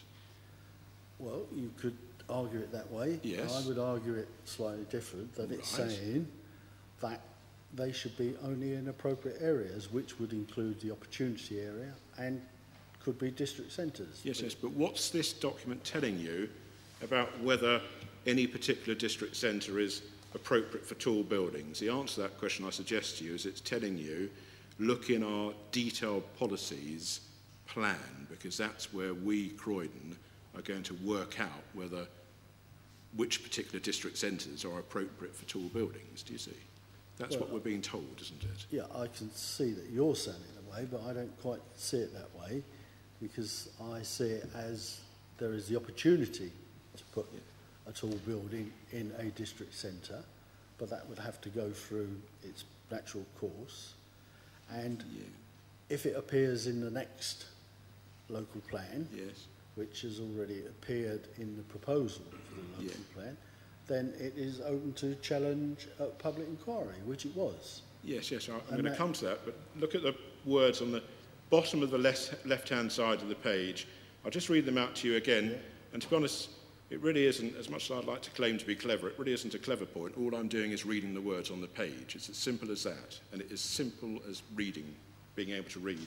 Consideration of the appropriateness of tall buildings on individual sites and or in district centres, so consideration of the appropriateness of tall buildings in district centres will be contained in the Croydon local plan, detailed policies and proposals plan. So I'm not adding any gloss, I'm just reading the words out to you. But it's not in there as of yet. Well, that's what we're going to see next.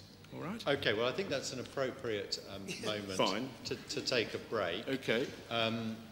Mr. King and Mr. King and their team can read these 3 documents that you've alerted them to during the break. Dealt with 2 of them, and so just immediately after the break, I'm going to be coming on to the third one. The third one. Yeah. Absolutely. So, and it'll be Mr. Charles King who's taking questions on that. It'll be Mr. Charles King, still Mr. Charles King. Because he's doing the policies. That's right. That's correct. That's right. Now, are you sufficiently far into your cross-examination that you want me to deny any conferring, or are you happy for them to chat over tea? Well, I don't know what our chances are of stopping people chatting over tea, to be honest, but I mean, you know, there's meant to be some discipline, but I know it's a question of how far you are into your cross-examination. I'm not going to be.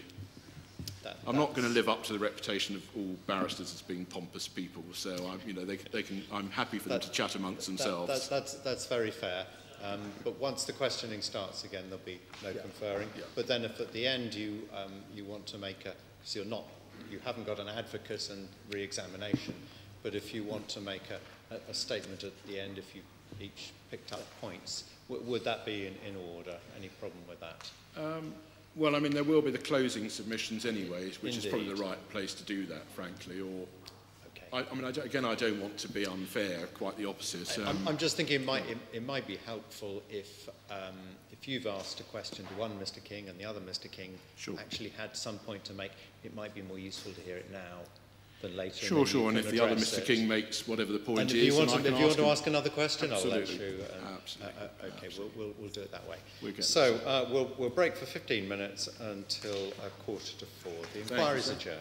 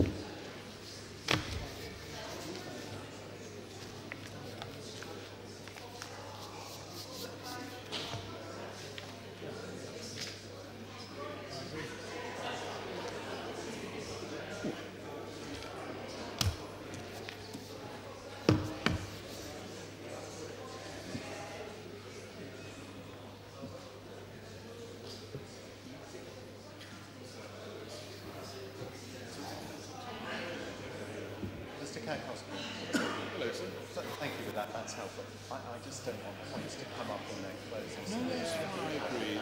Proper way to do it. Absolutely. You're being very fair. Oh, thank you, But sir. they're That's not experts. absolutely, and I'm totally on top of that. And I've got no problem at all with the other Mr. King making some other points when we come to him, and so on and so forth. I just don't want them making them at the same time. Thanks very much, sir. Thank you.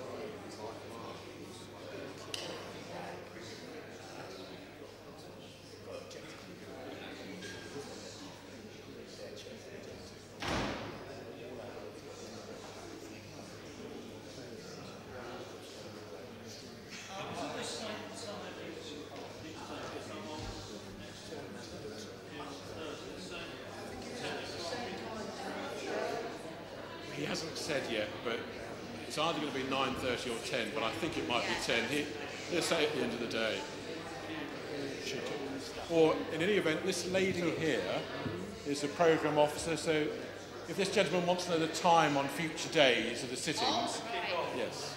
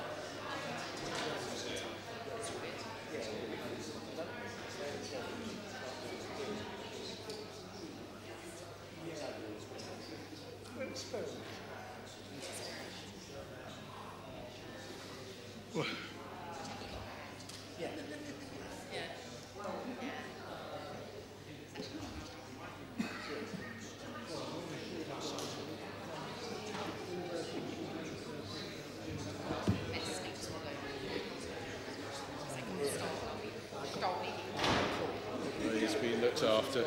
He's been looked after. Oh, gold. You don't need that. He's all right now. He doesn't have to worry. He doesn't have to worry about pointing things out with his laser pen anymore, or batteries and machines breaking down, or whatever. Might well have to, yeah.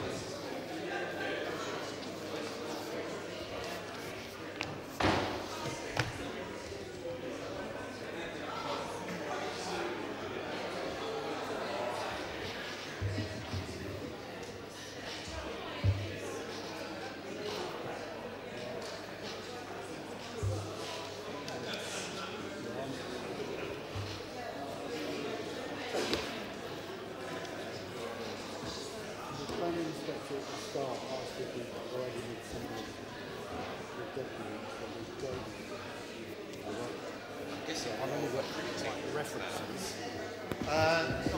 Not particularly. I use referred to stances. Yeah.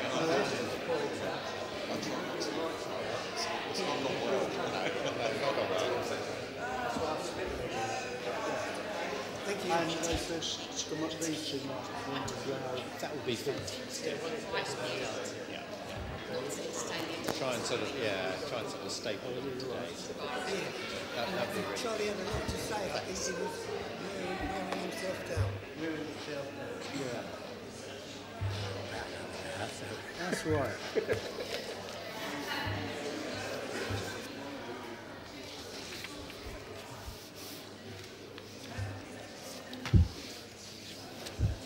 Yeah. I wrote down the ones he asked. It's the London plan where we got. Well, I'll talk to you afterwards.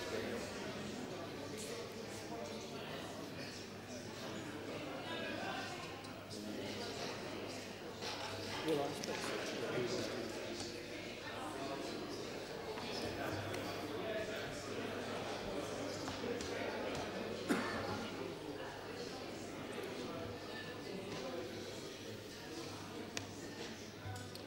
Right, could you take your seats, please?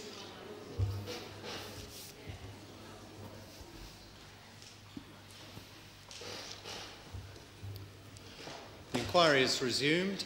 Mr. Katkowski, if you'd like to continue your cross-examination of Mr. Charles King. Thank you very much indeed, sir. So now if we can move to the latest piece in the jigsaw, if you like, which is the detailed local plan. So hopefully, have you got that document open at page 213, policy DM 44.1? Thank you so much. And you probably know this policy far better than I do because you've mentioned it quite a few times yourself, but you'll know that this is a draft plan which is going through its process, isn't it, from being put forward by the council to an independent inspector looking at it, and then we'll see what happens ultimately. But the way things stand in the draft plan is, if we look at this together, as you very well know, we're told within Purley District Centre and its environs, to ensure that proposals positively enhance and strengthen the character and facilitate growth, development should. So within Purley District Centre and its environs, development should, and it's item B, as you know, complement the existing predominant building heights of 3 to 8 stories with a potential for a new landmark of up to a maximum of 16 stories, a potential for a new landmark up to 16 stories. Now, this is a policy which, in this draft detailed plan, that the Residents' Association, I assume, object to strongly. Yes, because we've made our point in the public inquiry. Absolutely. Because if I've got Can this you right... make sure you've got the microphone close and working? Is the volume all right? Yeah, can you try? I think Yep, that's it, thank you. I don't think you need to hold it right up against your mouth. I think it's direct. I think it's directional. It obviously becomes And difficult. I think I heard you say that you'd made objections. Yes, joint residents associations objected at the public inquiry to DM 44 as it stands. Exactly. Thank you. And the policy as it stands, as we know, says potential for new landmark up to 16 stories, so a tower or a tall building, within Purley District Centre and its environs. So, now, can I just check this? The points that the residents' associations have made about, as far as you're concerned, the inappropriateness of having a tall building on this site, I mean, literally the one that we're sitting in here, this side of the road, so to speak, those aren't points which are specific to this site as such, are they? As I understand the Residents' Association's objections, the objection is that Purley District Centre isn't an appropriate location, full stop, for a tall building. It's not that, for example, we could have one, as far as you're concerned, on the other side of the gyratory, or at the other end of Brighton, at the other end of the High Street. It's a generic point about Purley District Centre itself, isn't it, as I understand it? I think I agree with that. I think I would just take A as our reference point rather than B. Well, I'm asking you about B at the moment, well, so that's what I want when I ask you a question. Okay. Because it's B that says potential for a new landmark up to a maximum of 16 stories within Purley District Centre and its environs. And my only question is this. The Residents' Association objection is, as I understand it, that Purley District Centre, the town centre if you like, is not an appropriate location for a tall building. The objection isn't, well, other parts of District Centre are appropriate for a tall building, but not this bit, not this site itself. Is that right? That's correct. I would say Purley District Centre is not the appropriate place for a tall building of 16 stories, which is mentioned there. Exactly. So it's a point of principle, isn't it? I mean, I'm going to ask the other Mr. King about the architectural detail slightly later, but the point of principle is Purley District Centre, as far as your associations are concerned, is not an appropriate location for a tall building. That's the point. Again, I would say you have to define a tall building. Well, I'll use a language of up to a maximum of 16 stories. But it also mentions in that paragraph 3 to 8 stories of existing buildings. There is no building in Purley higher than 6 stories. Fine.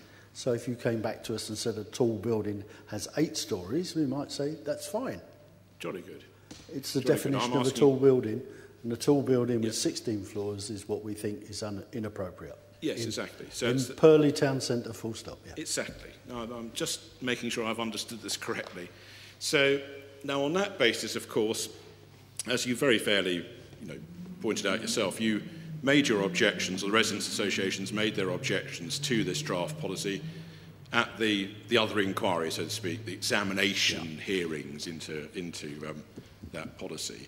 And you'll know, I think, because you've been following this, that this plan is now at what's called its main modification stage. That's where the council consults on drafting changes to various policies. And this policy here, with its potential 16-storey landmark building in Purley District Centre, is not one of those which, that concept, that principle isn't one of those which the council is proposing to change in any way, is it? As far as I'm aware, that's where the council still are, but we also put in our submission to the inspector again that we were still opposed to this. No, absolutely. And do you accept that, given what we saw, do you remember in the London plan, which says working out where it's appropriate to have tall buildings, where it's inappropriate to have tall buildings, is something that should be done by local plans? Do you accept, surely, that the council, whether you agree with them or not, is another matter, but the council is doing what the London plan wants the council to do, which is to work out where tall buildings are and are not appropriate? They're taking their lead, aren't they, from the London plan? Well, I think they're probably complying with the London plan that says it's up to the council to decide. Exactly. Now, whether you agree with that or not is a different matter. Absolutely. And there's an independent inspector who will report and so on and so forth.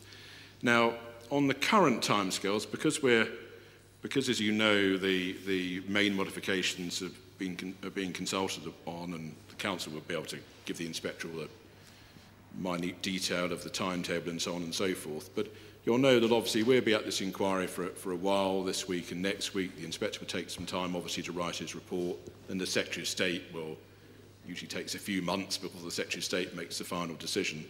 And within that timescale, I mean, let's not place any bets on it, but one of two things is going to happen. Either this plan will be adopted with its potential 16-storey landmark in Purley, or it won't have got through to adoption by that stage. I mean, neither of us, you and I, don't know. But the chances are, because we're at a late stage of that process, the chances are that within the next few months the plan will reach its final stage. Yeah, I would assume that in the next few months the inspector will give his final report. Yeah, because as I understand it anyway, the council had expected adoption of the plan in quote-unquote early 2018. Well, we're obviously in early 2018 yet, but presumably in a month or two time we'll still be in early 2018. So who knows? So just help me with this. If by the time the Secretary of State makes his decision in a few months, and it could well be 4, 5, 6 months' time from now, if by the time the Secretary of State makes his decision, this plan has been adopted, as, to be honest, it looks as if it will be, with a policy within it that says Purley District Centre is an appropriate place potentially for a landmark up to a maximum of 16 storeys. I mean, the residents' associations in those circumstances would have lost the battle of principle, wouldn't they? Well, if you think a battle of principle is over the word potential, because it says... You obviously do, because you objected to it. Yeah, exactly. Yeah. Yes. But it says potential, it doesn't say actual. No. Well, we all know, we can all get the dictionary out and look at the meaning of the word potential. I hope we all know what the word potential means. Obviously, in terms of the actual, one puts forward a planning application and you look at the minute detail, and I'll come on to some of that with the other Mr. King in a few moments' time. But there's a point of principle, first of all, and the point of principle is Purley District Centre an appropriate location as a matter of principle for a landmark tower building, or isn't it? And that point of principle is being worked through, isn't it? The local plan, which is the right place for that job to be done, isn't it? I would agree with that, but it says potential, and the potential then moves on to what the actual plan is. And if we think the actual plan is unsuitable, then we have the right to object to it. Well, obviously you've got the right to object to anything you like, but we need to break this down to principle and then detail. So at the level of principle, the local plan is dealing with Purley District Centre generally. You've agreed with me that the Residents' Association's position is that Purley District Centre, anywhere in Purley District Centre, is inappropriate for a tall building. So it's nothing special about this site. We've been through that. Obviously then when we come to the architectural detailing of it, well, I can ask the other Mr. King about that in a few moments' time. I'm just asking you about the point of principle. So it's right, isn't it, that if by the time the Secretary of State makes this decision, this plan is adopted with this policy in it, then that principle that the district centre is said to be a place, an area with the potential for a landmark of up to 16 stories, then the Residents' Association would have lost the battle of principle, wouldn't they? I'm not sure until I know what the outcome of this inquiry and what the Secretary of State says. No. I'm talking about the local planning. Well, the local plan process will continue to say that Purley is an area for potential of a 16-storey. Exactly. But it doesn't say actual. No, I know it doesn't say. I think we've reached we've done the the stage at potential. which you could both make submissions on what the word potential means. Time to move on. Yeah, well, my submission is just, if you don't already know what the dictionary says, then look in the dictionary for the definition, but it's no more sophisticated than that. Could I just make my other point, that this local plan was actually drafted and submitted after the planning permission application had gone in? Well, the actual historical genesis of this is that the first mention of a tall building, and at that time it was 14 stories, was in a document the council issued as an early stage of this plan-making process back in, was it 2014? 2013, which is before the gentleman to my right, Mr. Matthews, and the practice were even appointed. As he explained earlier on, when he came to this site and this potential scheme, the council would already for some time had already considered the potential of this site for a tall building. Yes, it was a little bit shorter, if you like, but tall building all the same. Do you see? So it is fundamentally wrong to twist this as you have. I don't mean that rudely, but that the policies have followed the application. They haven't. The planning policies have, in their early draft form, have led us to where we are. It's that way round. But again, that has developed 2 extra floors in that process. Yeah, but fine. And let me take that point about extra floors. So let's get this straight. I mean, it's not as if the Residents' Association position is that Purley's appropriate for 16 stories but not 17 stories. No. They're pretty much, to you, as unacceptable the one as the other. Well, we're not going to fall out over a story, are we? We would look at each one as it is, and it might be 10 stories, and we might say that's okay. It might be 12 and we say it's not. We look at each one, but we certainly believe this one of 16 is too high. Yeah, exactly. And so, although the plan policy that's going through says maximum of 16, you and we're not going to fall out over whether it's 16 or 17, are we? That's not what this case turns on, is it? No. No. It's above everything else in Purley. Exactly.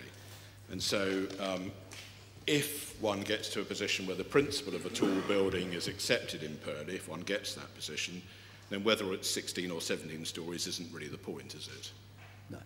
But the only other issue I would add to that, we don't object to the word landmark. There are a couple of buildings in Purley that I would already class as landmark. Yeah, it's the 16 stories you object to. Yeah. No, Mr. King, can I just clarify? You were told that the first mention of 14 stories was in early 2013. Were you aware of that?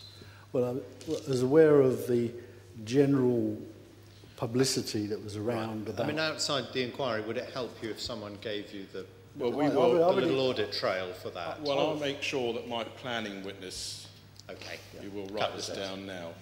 I'm vaguely pointing my thumb at him. Yeah. And if you have any queries about that, we'll go through this. Or not, then there were the original plans of 10, 11, 12, and it gradually moved up as the plan. Okay. Well, I'll hear about that later. If you're not happy, then ask questions about it or alert me to it later on. Yeah. Okay. Well, it's actually all set out in one of my planning witnesses, Mr. Pearson's appendices, but we're comfortable. It's already there. We're comfortable. Splendid. It's already there, sir. It's already there. Righty-ho. So what I want to do now is to move on to one or two points on the architecture. So what I'd like to do is to ask the other Mr. King, Mr. Dennis King some questions, and I will then return to Mr. Charles King about the other points, parking and all that business and so on and so forth. So if you don't mind, so I'm trying to follow the points through in the order in which they were raised. So no, that's absolutely if fine. we can go through to Mr. Dennis King now, and I just want to be quite clear about this. So principle and detail. So I've just been asking your colleague, the other Mr. King, a few questions about matters of principle. Now just help me with this, Mr. King. If we get to this situation where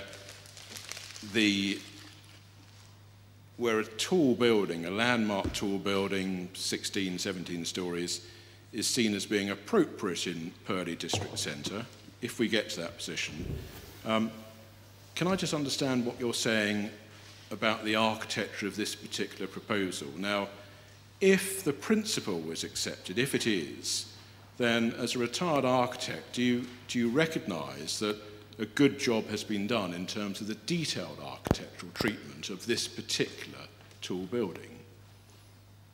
I think the detailing of the building generally is excellent. Good. Thank you. I'm tempted to say I've got no other questions, but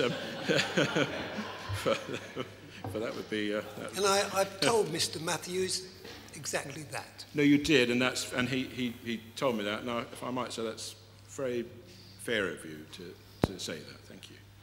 Thank you very much. Right, and so with that in mind then, the only other question I want to ask you before I revert to Sir Charles King is this point that you read out that someone had asked from the audience, so to speak, which is why hasn't there been a ZVI, a zone of visual impact or influence exercise done? Now, I don't think this is a point that you're raising yourself, is it? I think it was literally something that... No, I'm not a planner. You're not a planner, okay. Now, what I don't know is whether you have had a chance of looking at the various viewpoints that we were asked by Croydon Council and agreed with Croydon Council to assess in all of our modelling of the scheme. Do you know there's a townscape and visual assessment that's part of the planning application documents? If you haven't seen the document, then I won't ask any questions about it. Well, I've seen this book. It depends what this book is. Now, that's Mr. Matthews' proof, I think. There was they all look beguilingly the same because they've very often got the same sort of signature image on them. But there's a townscape and visual assessment that was put in with the planning application in May 2016. Now, that has, getting on for a couple of dozen different viewpoints, near and far. So, for example, from Farthing Downs as well, etc., etc. Is that a document that you've looked at? Do you have a number for that, please? I do, so yes, it's core document 1.27, which is in big volume number 2. Yeah, I've got it, thank you. Thank you, but I hope so you'll appreciate the fairness of what I'm trying to do, which is if this Mr. King isn't familiar with it, then there's no it's a bit rum of me to sort of ask questions of him of it, but perhaps if you glance at this and I'll just see whether it's something that you were aware of or not. And once you have the document, if it could be opened for you at pages 47 and 48, that would do for my purposes.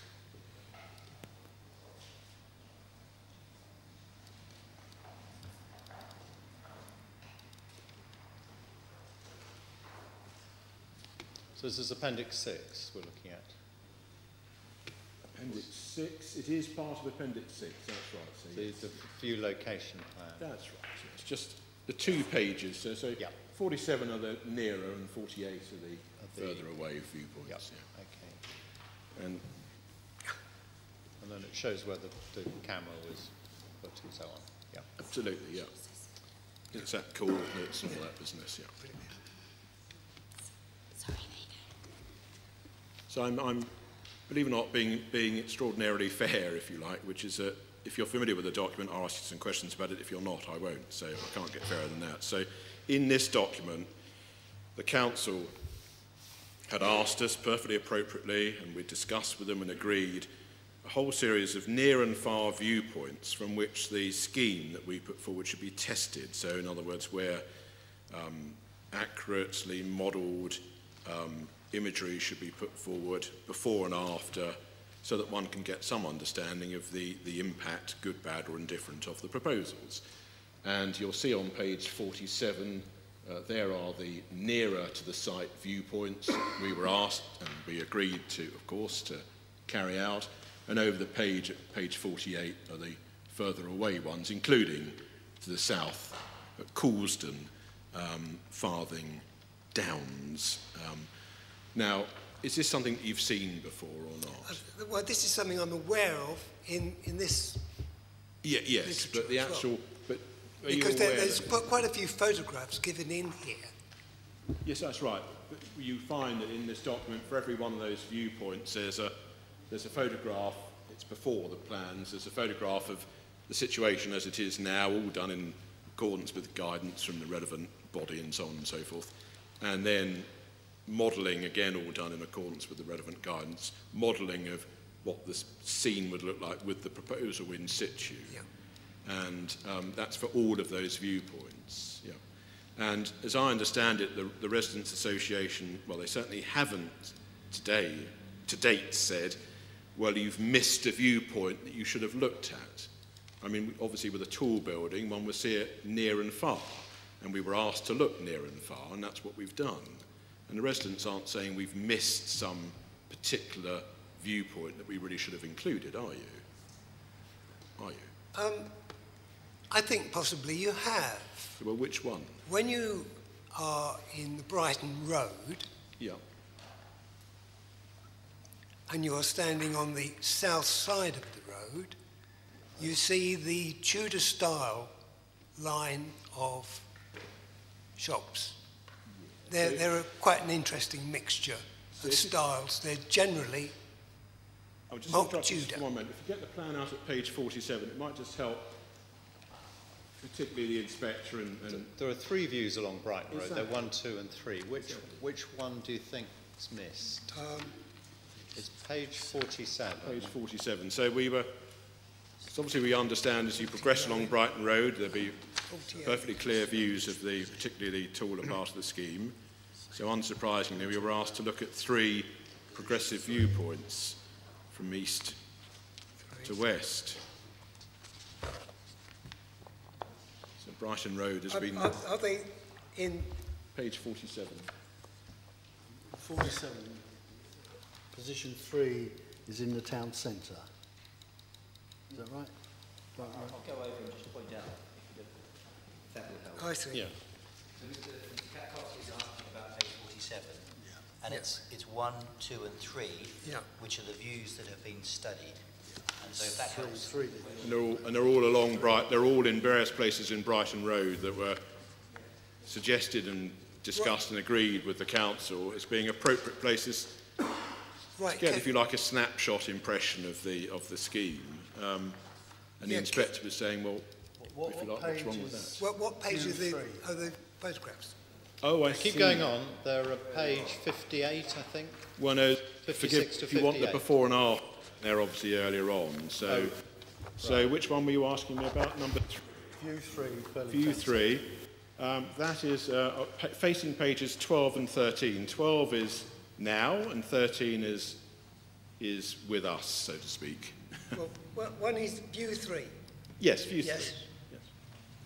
Pages 12 and 13. So Yes. 12 is before and 13 is after. I quite agree. It shows a view Yes. of the shops there, Yes. but it doesn't give an indication of what the Purley Tower is going to look Well, like. look at page 13. Yeah. You're looking at the before, and you should look at the after, which is the one with the tower in it. Do you see? Have you not seen this before? Page 13, which is the image of the scheme from Brighton Road. Have you? So have you got it What on your... page? Yes. Page 13, 1-3. Page 13. See, this is What, telling mine? me, Going this Mr. King, and I really genuinely don't mean this critically, because if I was a member of the public and I was faced with 3 boxes of documents, I wouldn't claim for one moment to be on top of every page of every document, and I wouldn't make that claim even sitting in this chair I'm sitting in. But it's obvious 13. to me that you haven't really looked at this document before, have you? You've seen it. Yeah, I agree. Yes, I have seen this. You have seen it, okay. It's colossal. No, that's not my... That's... Okay. The point was, Exactly. the original question was whether or not that view had been addressed. Exactly. And are you able to say whether you agree or not that it has been addressed? The original question actually was a slight variant on what of visual influence. Not quite. Oh, okay. The original question was that we have been asked to and have agreed to look at 24 odd views, near and far, and all I was trying to establish with this, Mr. King, is whether the Residents' Association is saying that there's some important view, for example from Brighton Road, that has slipped through the net which hasn't been studied. And my understanding is that the Residents' Associations are not saying that. Of course they're saying that in the views we've studied, as far as they're concerned, the tower looks quote-unquote colossal. And we have a different view about that, obviously. But this is not a point about whether you like or don't like the tower.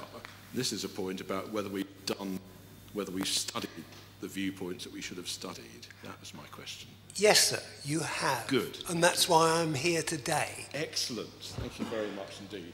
Well, it was just that point about zone ZVIs, when, where we've looked at all the relevant viewpoints, and I fail to understand what the point is, frankly. Yeah, but I think I have to point out, this is an image that's put on the end of a photograph. Well, it's not quite as simple as that, Mr. King. No, it's not. I agree with you. Exactly. We don't even know if it's correct. Well, we do, because at the back of the book there are pages explaining the methodology. And if you, as a retired architect, wish to raise points about the accuracy of the methodology, then raise away. But you haven't, and to be honest, you wouldn't be able to, because the process has been set out in the book. It's been there for a couple of years now for everyone to read if they wish to do so, or 18 months, and it is entirely accurate. You might not like what you see, but it's shown accurately. But please go away and read the methodology. It's quite interesting to read how these things are done, if you're into that sort of thing, which I am. So go away and have a read, and if you think there's some flaw in the methodology, come back tomorrow and tell me. Thank you. Jolly good, we'll move on. Right, I now want to revert to the other Mr. King to carry on with the other points. Thanks very much indeed for that. So can we now move on to the other sort of issues that you've raised? I'm going to try and take them in the order in which you've raised them earlier on.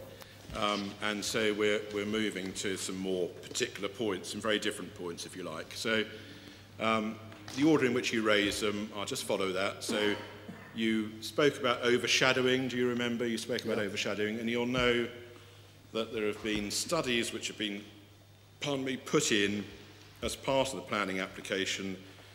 The local authority has looked at those various studies and has endorsed them, and in response to your particular additional comments, as you'll know in our schedule of responses, we've given a little bit more detail as well. Now, just help me with this. There are differences of opinion about things, and there's nothing we can do about that. We're never going to agree on certain things. But by way of the technical work that's been done in terms of light and overshadowing, as you put it, the residents' associations are not in any way saying that the work has been done inaccurately, wrongly, the results are wrong or inaccurate, are they? That's not the point. That's not the point which has been made. I couldn't tell you whether they've been done correctly or incorrectly, because I'm not an expert in it, but fine. I'm sure that you would have done them by the appropriate method. Yes, well, let's hope so. So, thank you. Then, moving on, there's a question about, you said, well, not a question, you said that you don't agree there would be no harm to heritage. And, again, as you will know, we've looked at, if we take the most obvious example, the impact of our scheme on the adjacent listed building, the library, which is a Grade 2 listed building. We've looked at that, the council's looked at that. And just help me with this. And I'm desperately trying to be fair and not to be unfair. In terms of heritage listed buildings, do you understand that what one looks at is, well, what is the heritage significance of the listed building in question? Why is it a listed building? And once you understand that, you then look to see whether the new development in its setting, as we would be, whether that new development would in some way harm the significance of that heritage building, to the heritage of here, the Purley Library, for example. Now, do you understand that's a process that should be carried out? We're doing all right so far. Thank you. Good. And do you understand that the fact that you can see new development alongside heritage buildings doesn't mean that there would be harm? I mean, one might actually benefit the heritage, the setting of the heritage building, for example. And apart from, and again, I don't mean this in any offensive way or anything like that, apart from stating that the Residents' Association don't agree that there would be no harm to, for example, the listed Purley Library, apart from making that assertion, you don't anywhere do you sort of tackle the evidence and the justification that we've put forward for our point of view that there wouldn't be harm, or that the council have put forward for their slightly different view on this point, which is that there would be some harm but not much, and it would be outweighed by the benefits of the scheme. You don't actually tackle the detail of that anywhere in your statements, do you? Right. What I would say on the library, yes, we don't have a problem with the issue with the library. You don't have a problem? No, I think Banstead Road is fine. Where we have the issue, as my colleague Dennis said, is the colossal view in the London Road, which affects the old NatWest Bank building on the corner, and it detracts the Pizza from Express building. Yes, now. Pizza Pizza Express. I'm just trying to make sure I've got the right one. Which isn't a bit older-fashioned. It's a bank. No. That's right. That's right. It was money, and now it's pizzas. But that's not a listed building, if I recall correctly. Well, it's a building of significant character. I think it's seen as being of local interest. It's not a a listed building as such. But anyway, that's the building that you have in mind. That's fine. So let me repeat my question without literally saying every word again. But now we're focused on the old NatWest building, the Pizza Express building. And the Vista in Brighton Road. The Vista in Brighton Road. Yeah, well, that's not a heritage point. That's a townscape point. But in any event, we just rewind. So if we think about the old NatWest building, now the Pizza Express, we've studied all of that. The council studied all of that. Our views are that, our opinions are, for all the reasons we've explained in our studies, that there wouldn't be harm to the heritage of that's our position, the heritage of significance or otherwise of the old NatWest building. And all I'm asking you is simply this: the residents' associations disagree with that conclusion, but they haven't actually set out any explanation as to why we're wrong to say what we're saying and why you're right to say what you're saying. Do you see my point?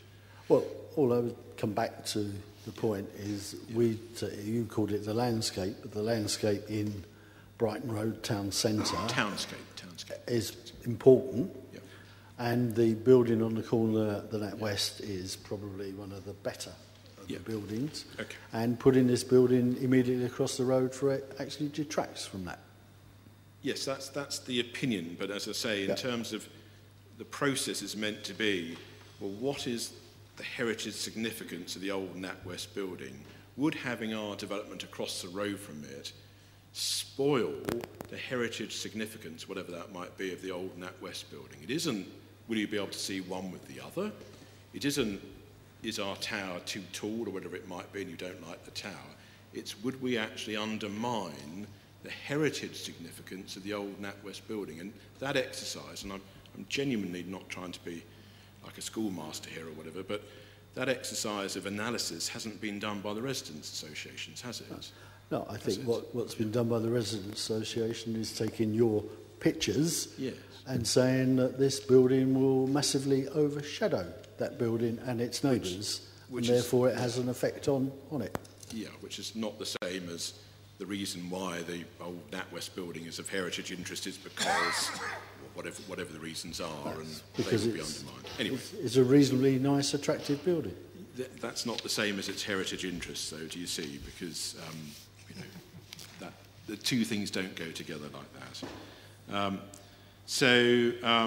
The next thing in order was density, and you said we believe that the scheme could have been more spread out. Now, I just want to ask you a point of principle, really. You've seen our response on density, and do you understand, do the residents' associations understand that the density guidelines given in the London plan are just that? They're only guidelines. They are not ceilings. They're not caps. And in fact, most development in London since the density guidelines were issued have been above the top end of those guidelines. Many of the schemes backed by the Mayor of London, including this one, which is marginally over the density guidelines, but is strongly supported actually by the Mayor of London, who's the author of the guidelines. So, do you see? They're not meant to be restrictions. Do you see? No, I understand the point that you make, but I think from our point of view, we take those guidelines as being reasonably sound, and we think, looking at the site itself, that looking at those guidelines would have been better than over the top, but it's an opinion.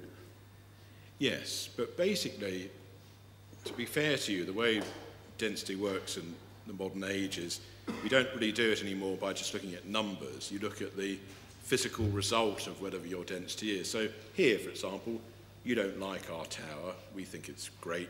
You think it's awful, or whatever you think. So, but that's all about how does the scheme manifest itself on the site. The actual numbers aren't really the point. Whether it's 800 and something rather or 700 and something rather isn't really the point. The point is, does the scheme cause harm? You say it does, we say it doesn't. Do you see? It's not really a point about numbers. No, I would accept it's Good. not about numbers, but I would also accept that and make the point that you could spread those numbers across the site. Well, that's interesting, but it's our scheme that we're examining rather than any other ideas for the site. Can we move on now to affordable housing? And I'm trying to sort of go through these as quickly as possible. Now, affordable housing, again, just to make sure we're all, I was going to say singing from the same hymn sheet. That's probably a very inappropriate expression to use here, but to make sure we're all working to the same rules. Now, in relation to affordable housing, you'll know that in planning policy terms, both the Mayor at London level and Croydon at local level, obviously encourage developers to put as much affordable housing into their schemes as the scheme can afford to bear. That's the principle, basically. And you'll know that, I think, that the way this works is that the developer doesn't just come along and say, well, here's 10%, 20%, 25% affordable housing, and that's the end of it. There has to be an analysis. There has to be an analysis of whether the scheme economics could support more affordable housing than the developer has put forward. Do you understand that? Yeah, I understand Good. the process, yeah. Absolutely. I'm just making sure that I'm not being unfair to you. And in the case in hand here, and if we have to get the documents out, we will, but I'll just give you the reference numbers. You might want to just make a note of them because they're all in the boxes behind you. When this all started, when the application went in, there had to be a viability assessment which the applicants commissioned from a consultant, and that assessment is core document 1.31. So 1.31, it's May 2016. May 2016. So we commissioned a consultant to look at the economics of the scheme to see whether the scheme could afford to carry more than 18% affordable housing. Right? And that document advised that the scheme economics were such that it couldn't bear more than 18%. Don't get us wrong, I mean, we'd happily put more in if we could afford to do so. Now, that document then was independently looked at on behalf of the council. They went to a well-known set of firm of consultants called BNP Paribas, and that independent review is core document 13.9, and that was carried out, it's dated September 2016.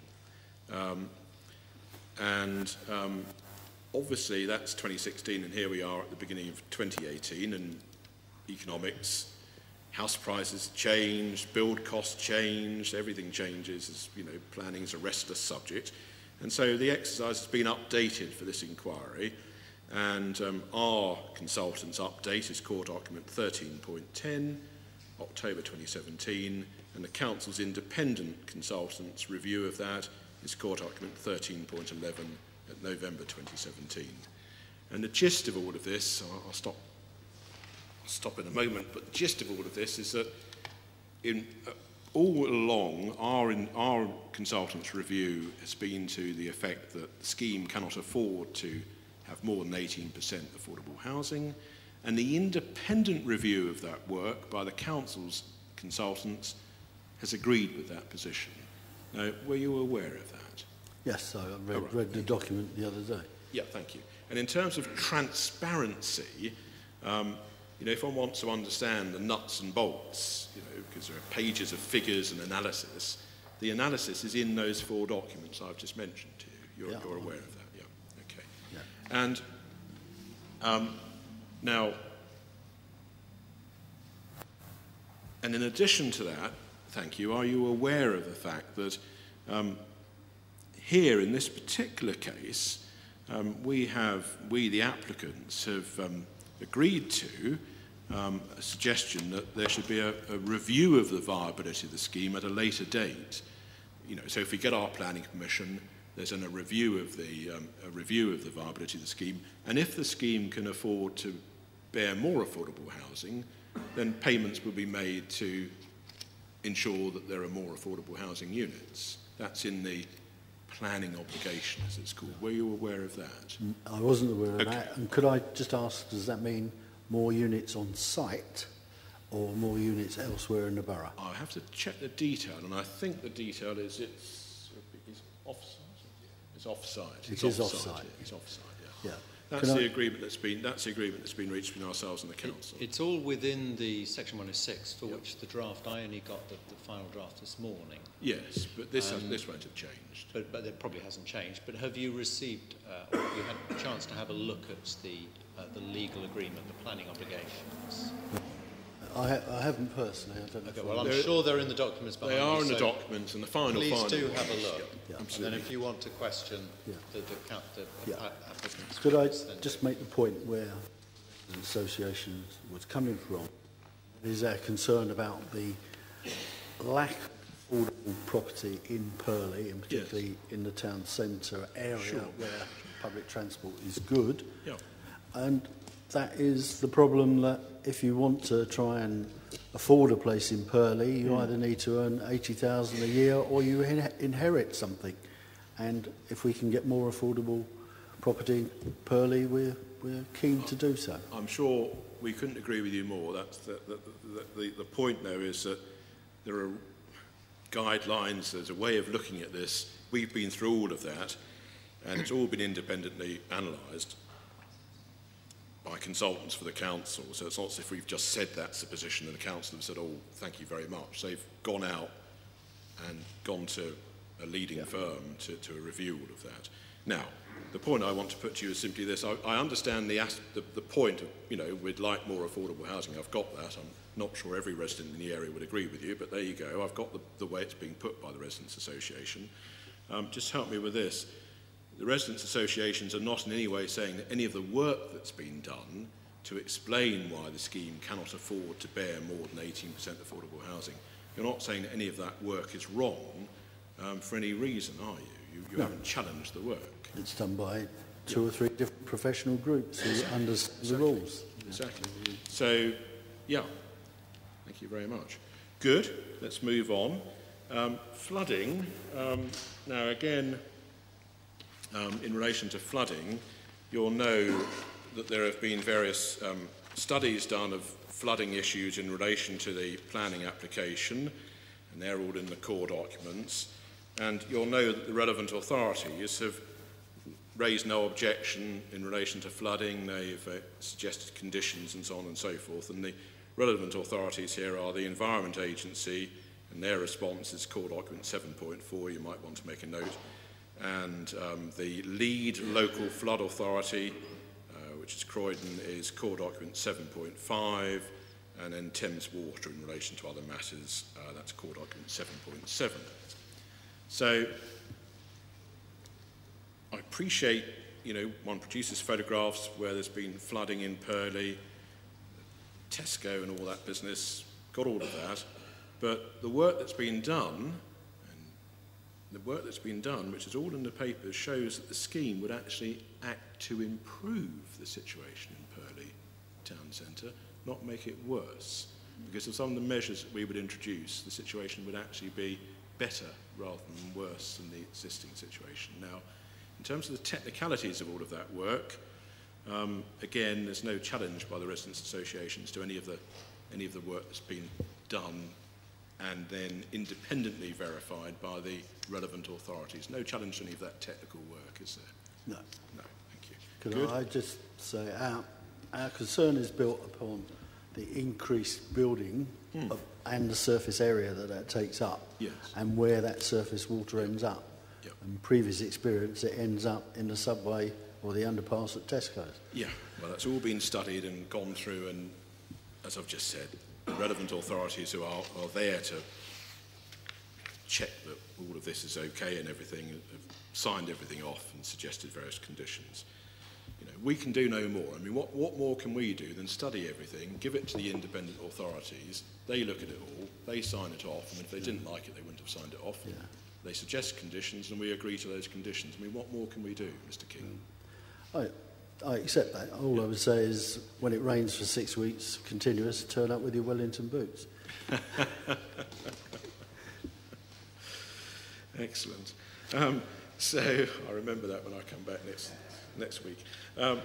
On-site parking is the next point I wanted to ask you about, and we bear in mind we've got the residential, we bear in mind we've got the church and community facilities, and I just want to understand this. I mean, we're in an area where you perfectly fairly, I was going to say concede, that's not quite the right way of putting it, you perfectly fairly acknowledge that this is an area of excellent public transport. By the way, you can get the train to Blackfriars, etc., etc. You can, but you can't to Paddington. Not to Paddington, okay, which is in the document. Okay. And there are excellent bus services, and you actually said you thought, if anything, we'd under-egg the buses and over-egg the trains, but there you are. So we've got excellent public transport. We're in an era now, aren't we, in 2018, where when you're in a town centre, as we are here, with excellent public transport, then planners are trying to discourage people from using cars, aren't they? I mean, that's very understandable planning. That's what they're trying to do, and absolutely, sometimes by a bit more than encouragement. Yes. But our experience in neighbouring district centres is that has not worked. And where they have built flats with only 30% parking, the actual residents have produced 60-70% parking, which has caused all sorts of problems in controlled zones. Well, that's interesting. So let's just take this step by step. Now, first of all, we've already covered this, I think, earlier on, and I think you were answering this point earlier on. But in relation to the number of parking spaces that we put forward,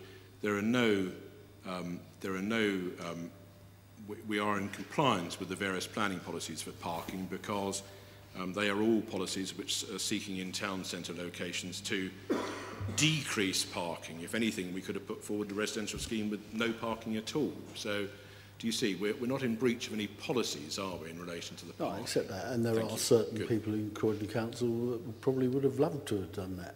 To have had no parking at all, yeah. Absolutely. But because the best way of encouraging people, of disincentivising them to breaking this habit of thinking, well, I'll drive my car, I'll get a car, I'll drive my car, is to say you can't park. All I would say is our experience elsewhere is that doesn't work. Well, that's interesting, because in this particular case, again, were you aware that in the legal agreement between ourselves and Croydon Council, residents on the site will be prohibited. They will not be able to get parking permits. They won't be able to park in the controlled parking as well as that. Yep. And the issue is not so much the parking permit, because the parking permit in the controlled zone is only for 1 hour per day, and it is frequently weekend and overnight parking, where other residents have already paid their £120 for a residential permit and then can't find a place to park because residents have moved out in these new areas, and that's one of the concerns we have. In a world in which, or in a country in which we do not have a government that can stoop to sort of prohibiting people from buying cars, we're not in that sort of state yet. So with that in mind, just help me with this.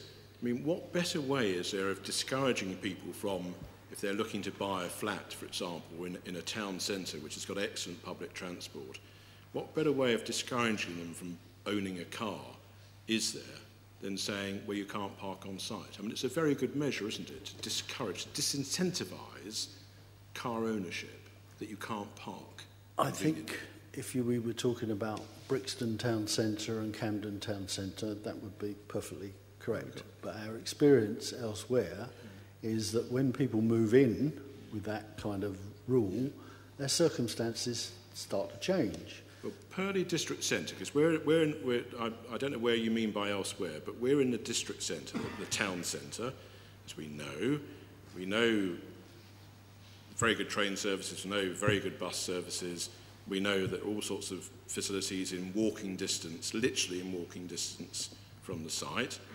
You could live your life perfectly happily here without having to have a car on this site, perfectly happily. Yes, you absolutely could do. So now when you say other examples, within Purley District Centre itself, so we're trying to do an apples and apples rather than an apples and pears job here.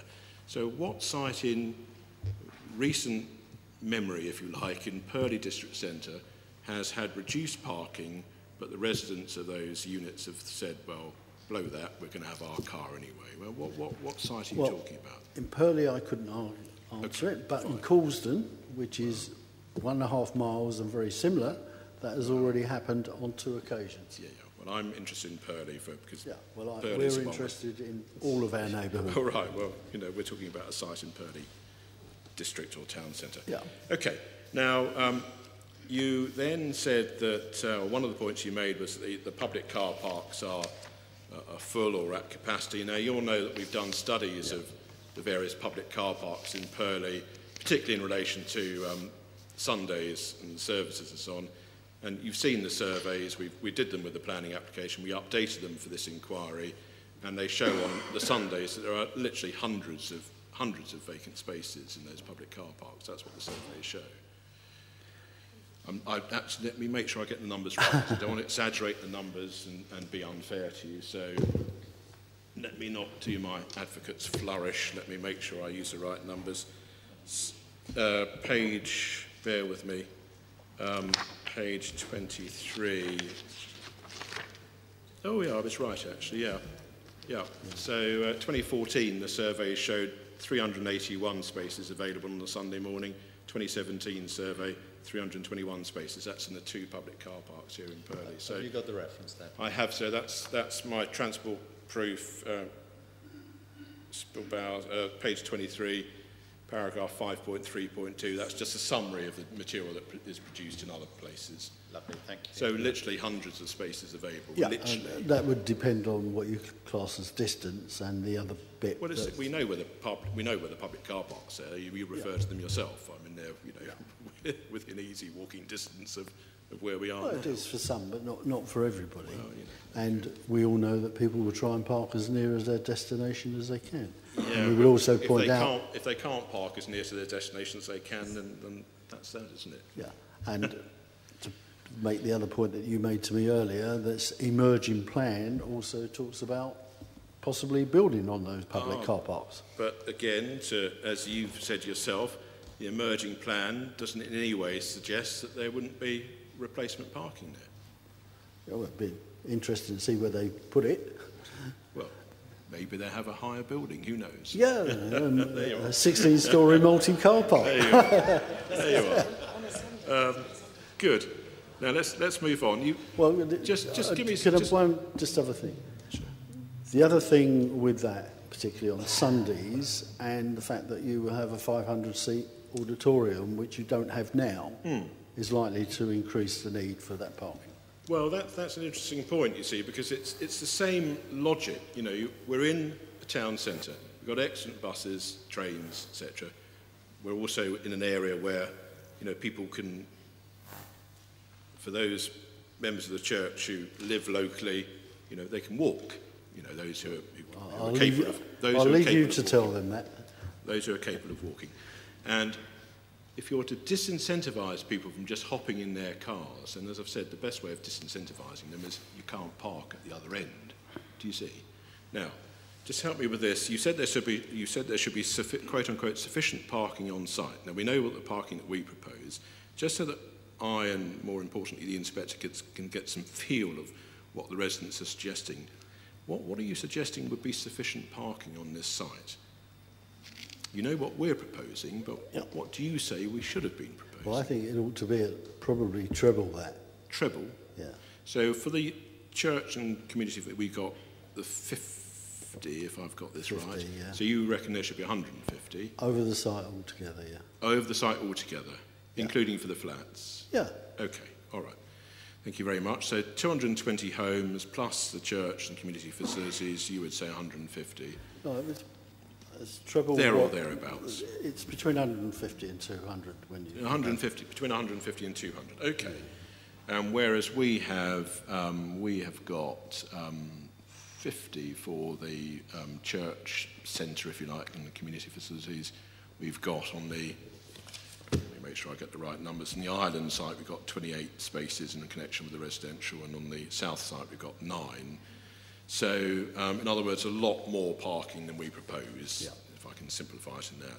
Which brings me to my next point, which is that you then go on to complain about the impact of cars toing and froing the site on traffic congestion at the gyratory.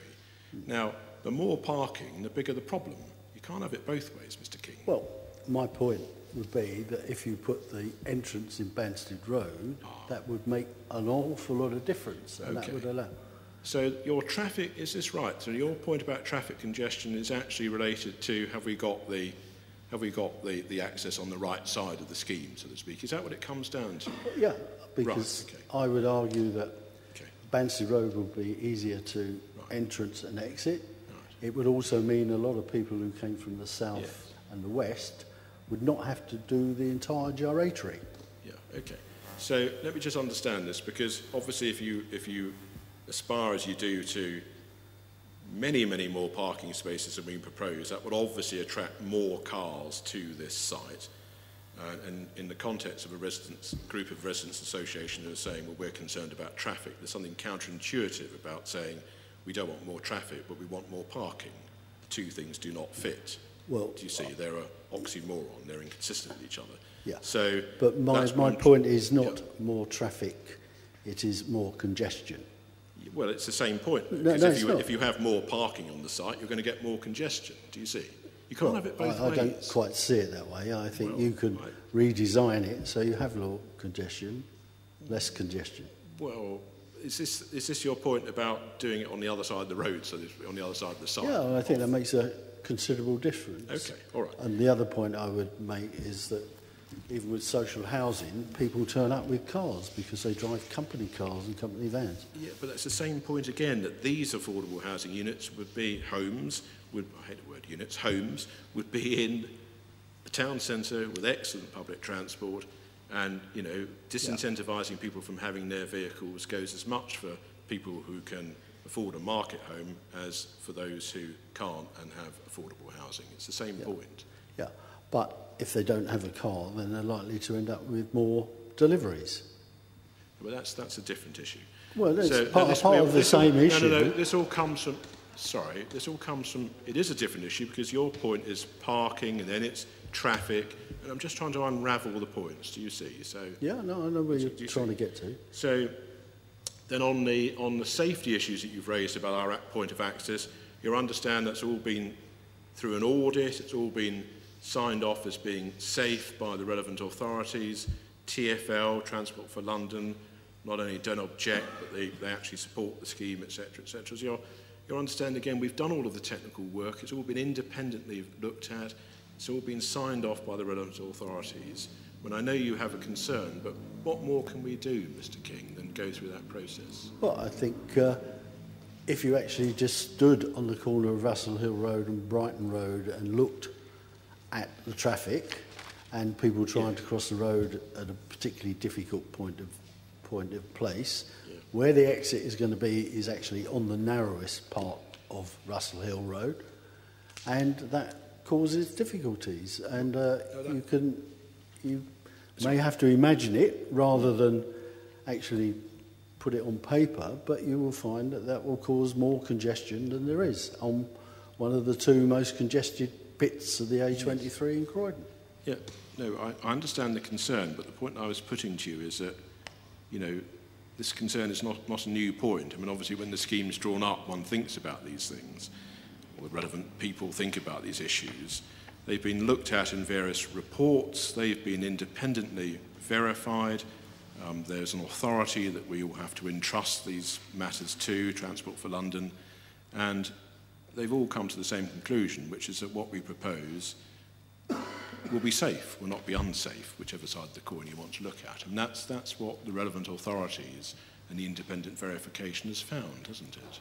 Well, they don't seem to have objected to it, but exactly. I just can't understand why they haven't looked at it in more detail about how the congestion would work. Well, with respect, when you say they haven't looked at it in more detail, I mean, have you read what we've said about it? Have you read the safety audit? Have you read TfL's views about it? I've read what's in your paper. Yeah, exactly. Have you read the others, Well, I noticed analysis? TfL and Croydon didn't object to it, which I was very surprised. Yeah, exactly. All right, let's move on. I've got an eye on the clock, obviously, so we're speeding along now, if you like. We're almost at the end of this. Air quality or pollution. Now, you've seen our response, haven't you, in relation to air quality? Do you remember the document that you said you'd seen for the first time today, but the email document which has got various responses on air quality? And I don't know whether you've picked up from that document, but the gist of the point is that for PM 2.5 particles, you in your written statements had referred to World Health Organization guidance, and our response has pointed out that, in fact, by law, the guidance which applies here in this country, including London, including Croydon, including Purley, is the European Union's guidelines and laws, which are part of our law. And those various standards have been the ones that have been looked at, and they're not breached by this development. Now, that's a very brief and probably inelegant summary of the response that we've put to you. So do you now understand that? And I don't mean to be unfair to you, but you genuinely, but totally understandably perhaps, the gist of it is you've been looking at the wrong set of standards, do you see? Well, I think you're entitled to say that, and you're entitled to say that the ones set out by DEFRA are the ones that you've worked to. However, I would say that the recent Mayor of London uses slightly different standards and wishes to make pollution one of his main political policies. And he has produced this map that says Purley is 3 parts above the WHO standards. Yeah, and the self-same mayor not only hasn't objected to the proposals, but strongly supports them. So, you know, if the mayor thought there was an issue here about air quality, then the mayor would have been the first to raise it, but he hasn't. And again, just moving on, again in terms of this consistency or inconsistency in the logic, the chain of logic, again, if we have more parking and more cars, that would only act to exacerbate air quality issues, do you see? So by having less parking on the site, we're making a contribution to lowering the effect. Comes back to our point, is that we're not sure there will be fewer cars, it's just that they won't be parked on site. And I think that's the argument we're putting forward. Okay, there you are. I mean, presumably if someone buys a flat or has an affordable flat in the scheme, they know that they have or haven't got a parking space. If they haven't got one, then there are obvious consequences that follow from that. Right, can we move on to play spaces, please? Now, you repeated already the point that you've made in writing, which is that the play spaces we propose are mainly at high level, and in fact, in the written statement, you said that they're on the roof. I was a little bit surprised when you said this already, because Mr. Matthews here went through all of that earlier on in his presentation and explained that, in fact, the play space is not on the roofs. They're at half-storey level. They're not even on the first floor. Do you remember the courtyards he pointed out? So on the south side, there's an internal courtyard. On the Arden side, there are courtyards at just between ground and first floor level. They're not on the roof. They're nowhere near the roof. I mean, literally nowhere near the roof. So when you wrote that stuff in your statements, do you not understand that, Mr. King? Well, play spaces are not on the roof. I didn't personally write that section. Oh, I see. Right. But I would say from the drawings and the information given, it certainly looked like they were on the roof. Right, and okay, also that's there was a recreation area yeah. on the top of the 16th story. Okay, well, probably the other Mr. King should have helped whoever wrote that stuff with the plans, because there's a retired architect. This Mr. King would have been able to read the plans, and, you know, if you read the plans, there isn't play space on the roofs. It's as simple as that. Good, and then the final point you raised was on wind, and you had concerns about wind and so on and so forth.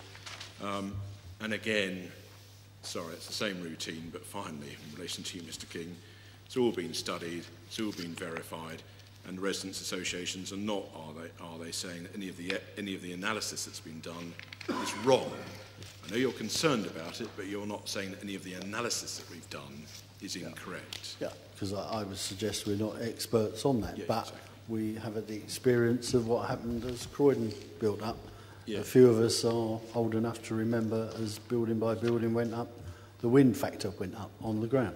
Yes, that's right, and that's why that's why it's a common thing for clusters of tall buildings for there to be concerns about wind, because in the days when these things weren't thought through properly, in the old days, if you like, issues arose, which is why in modern times all of these things are looked at to try to ensure that doesn't happen again. And in this case, that has all been looked at and work has been done. There are comfort standards, believe it or not, as to what's comfortable with people walking, what's comfortable with people sitting down, and so on and so forth. That's all been looked at, and we pass all of the relevant standards. That's all in the work, and no one is saying, well, that works wrong because you've got your figures wrong or something, are you? You're not saying that at all.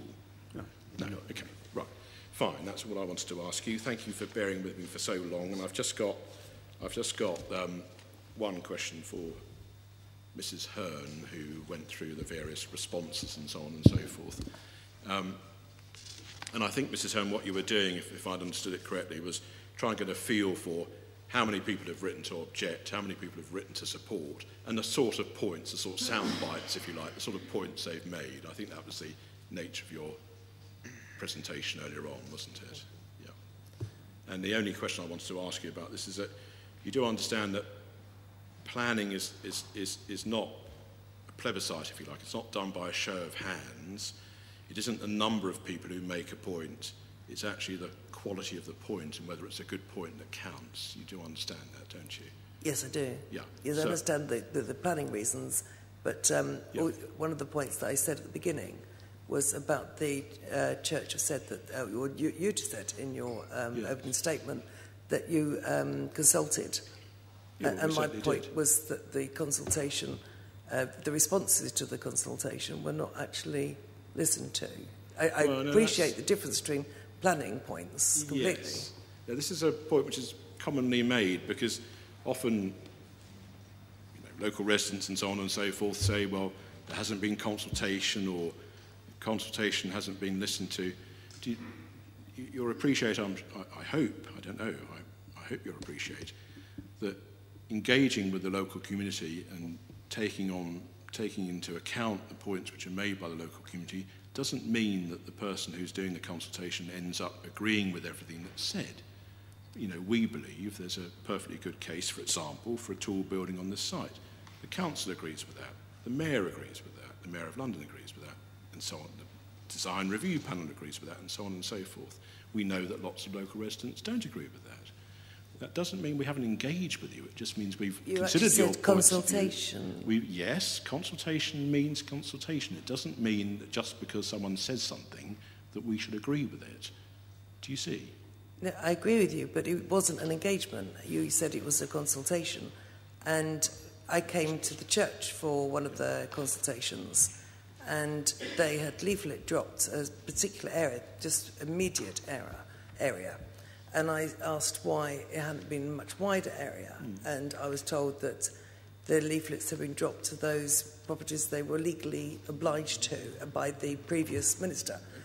And this tower could be seen from quite a distance. Yeah. So that's what I mean by back consulting. There was no consultation with the residents' associations, which other towns do, cause in particular. And I asked specifically about what engagement consultation meetings they had with the stakeholders, and nobody could give me any information. They vaguely had something 2 years before. Stakeholders? We've consulted every stakeholder under the sun if it's of any relevance. You didn't have any meetings with stakeholders as such, where all the stakeholders get together, you talk and you find out what the local community want? About the method. Okay. Well, there is a statement of community involvement, which is called document 1.12. I will, when I call my planning witness, I'll ask him to comment on, add it to your list under any other business, to comment on the scope of the consultation and community involvement that's been carried out here. But you take my point that 100 people can make a point, and if it's a bad point, it's a bad point. One person can make a point, and if it's a good point, it's a good point. Great. And, thank you very much. Mrs. Hearn, if you're here, then you can certainly question the planning witness. Yes. Thank you. Thank you. Well, with almost perfect timing, but completely by accident on my part, so those are the end of my questions. It's 2 minutes to 5. Well, except that, that Mr. Morgan deserves a chance. I'm so sorry, I've forgotten about my learned friend. I do deserve a chance, sir, and I've been going through my list, ticking off, and I've actually got to the point I don't have anything additional that I can usefully put to the inquiry. Splendid. But can I just make it clear, I will, as you will know, but just for the benefit of others, I will, of course, rely upon the answers given to Mr. Kapkowski. Yes. Just because I'm not duplicating them. Yeah. Thank you. That's helpful, thank you. And is there anyone here who said they want to speak in support of the proposals that want to question any of these witnesses? No? Okay. I have just a couple of questions, and I think it's probably Mr. Charles King that I wanted to ask, but correct me if I'm wrong. Now, I think you say that the local residents association actually supports this application. Oh, Diane said that. Oh, you said that. Well, I think we both said it at different Mrs. Hearn. But you went on to say most of the members of that residents association didn't. And I just wondered, Mrs. Hearn, I beg your pardon, can you, it's probably somewhere in your evidence and I missed it, but can you give me the reference to where you got those numbers? We've got... So we looked at postcodes of the people that had... can I come back to you on that one? Yes, we did look at the postcodes. Yeah. Also, when at the actual planning committee meeting, right, 3 people spoke, one of whom was me, and the other person was a member of Purley Watercote Resident Association. Right. And he did actually say that he totally didn't agree. He spoke against the application, right, and that an awful lot of people didn't agree with them. And I think Tarzan himself, at the meeting, he spoke on behalf of the Purley Watercote Resident Association, and he actually stated that although their members might not agree with them, they were in support. So he actually said that at the meeting. Right. Okay. Well, if you have those references, not now, but if you could let me have them. 111 and 112. Oh, okay. Statements. 111 and 112 of your statement. The statement. Of ours, yeah. Yeah. Thank you very much for that. And then just one more question or topic. It's on affordable housing, so I don't know who that's for. I'll try. Okay. You refer to the fact that you say there's low affordable housing because of the high quality design, the abnormal housing and financing costs, and community facilities. Now, are you suggesting there that the quality of the design and financing costs and community facilities, are you suggesting that they're abnormally high and that the focus has been put on them rather than affordable housing, or what were you saying there? I think, I'm not sure which one, that we are satisfied with the community facilities. I think they're okay. We're not sure whether 500 auditorium is too big, but that's within the plan. But we would have liked to have seen more affordable housing because of our reasons that we quoted for Purley. Yes, I understand that. I'll put it a different way. If there had to be a trade-off between the percentage of affordable housing and the quality of design or the extent of community facilities, where do you think that balance ought to go? I think on the community issues, it ought to be there, particularly for what I would regard are for young people. Those are the most important factors of the community issues. And I'm not sure where, I have an opinion on whether you could reduce the design quality elsewhere to increase that. I don't know if Dennis has a view as an architect. For years, I worked in social housing. In fact, I designed the first Park of Morris standard housing in Battersea Borough Council many, many years ago. So I would be horrified to see that we were providing a lower standard of housing.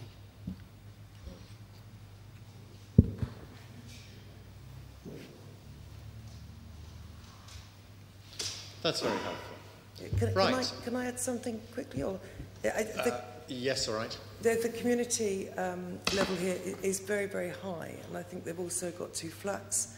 I think it is high, and I would have thought... Sorry, what do you mean by high? The community level, they've got 4 stories, effectively, of community level. And one of the things that people have commented on is perhaps they should reassess their needs slightly, either to the height of the tower as well. But I think with the affordable housing, I do think that is one area. Thank you for that. Right. Well, just a few minutes past 5 o'clock. We'll adjourn now until 10 o'clock in the morning, when I think we're first due to hear from the MP, Mr. Philp. Until then, the inquiry is adjourned. Yeah, I think so. Just have a resume where we got to and where we're going.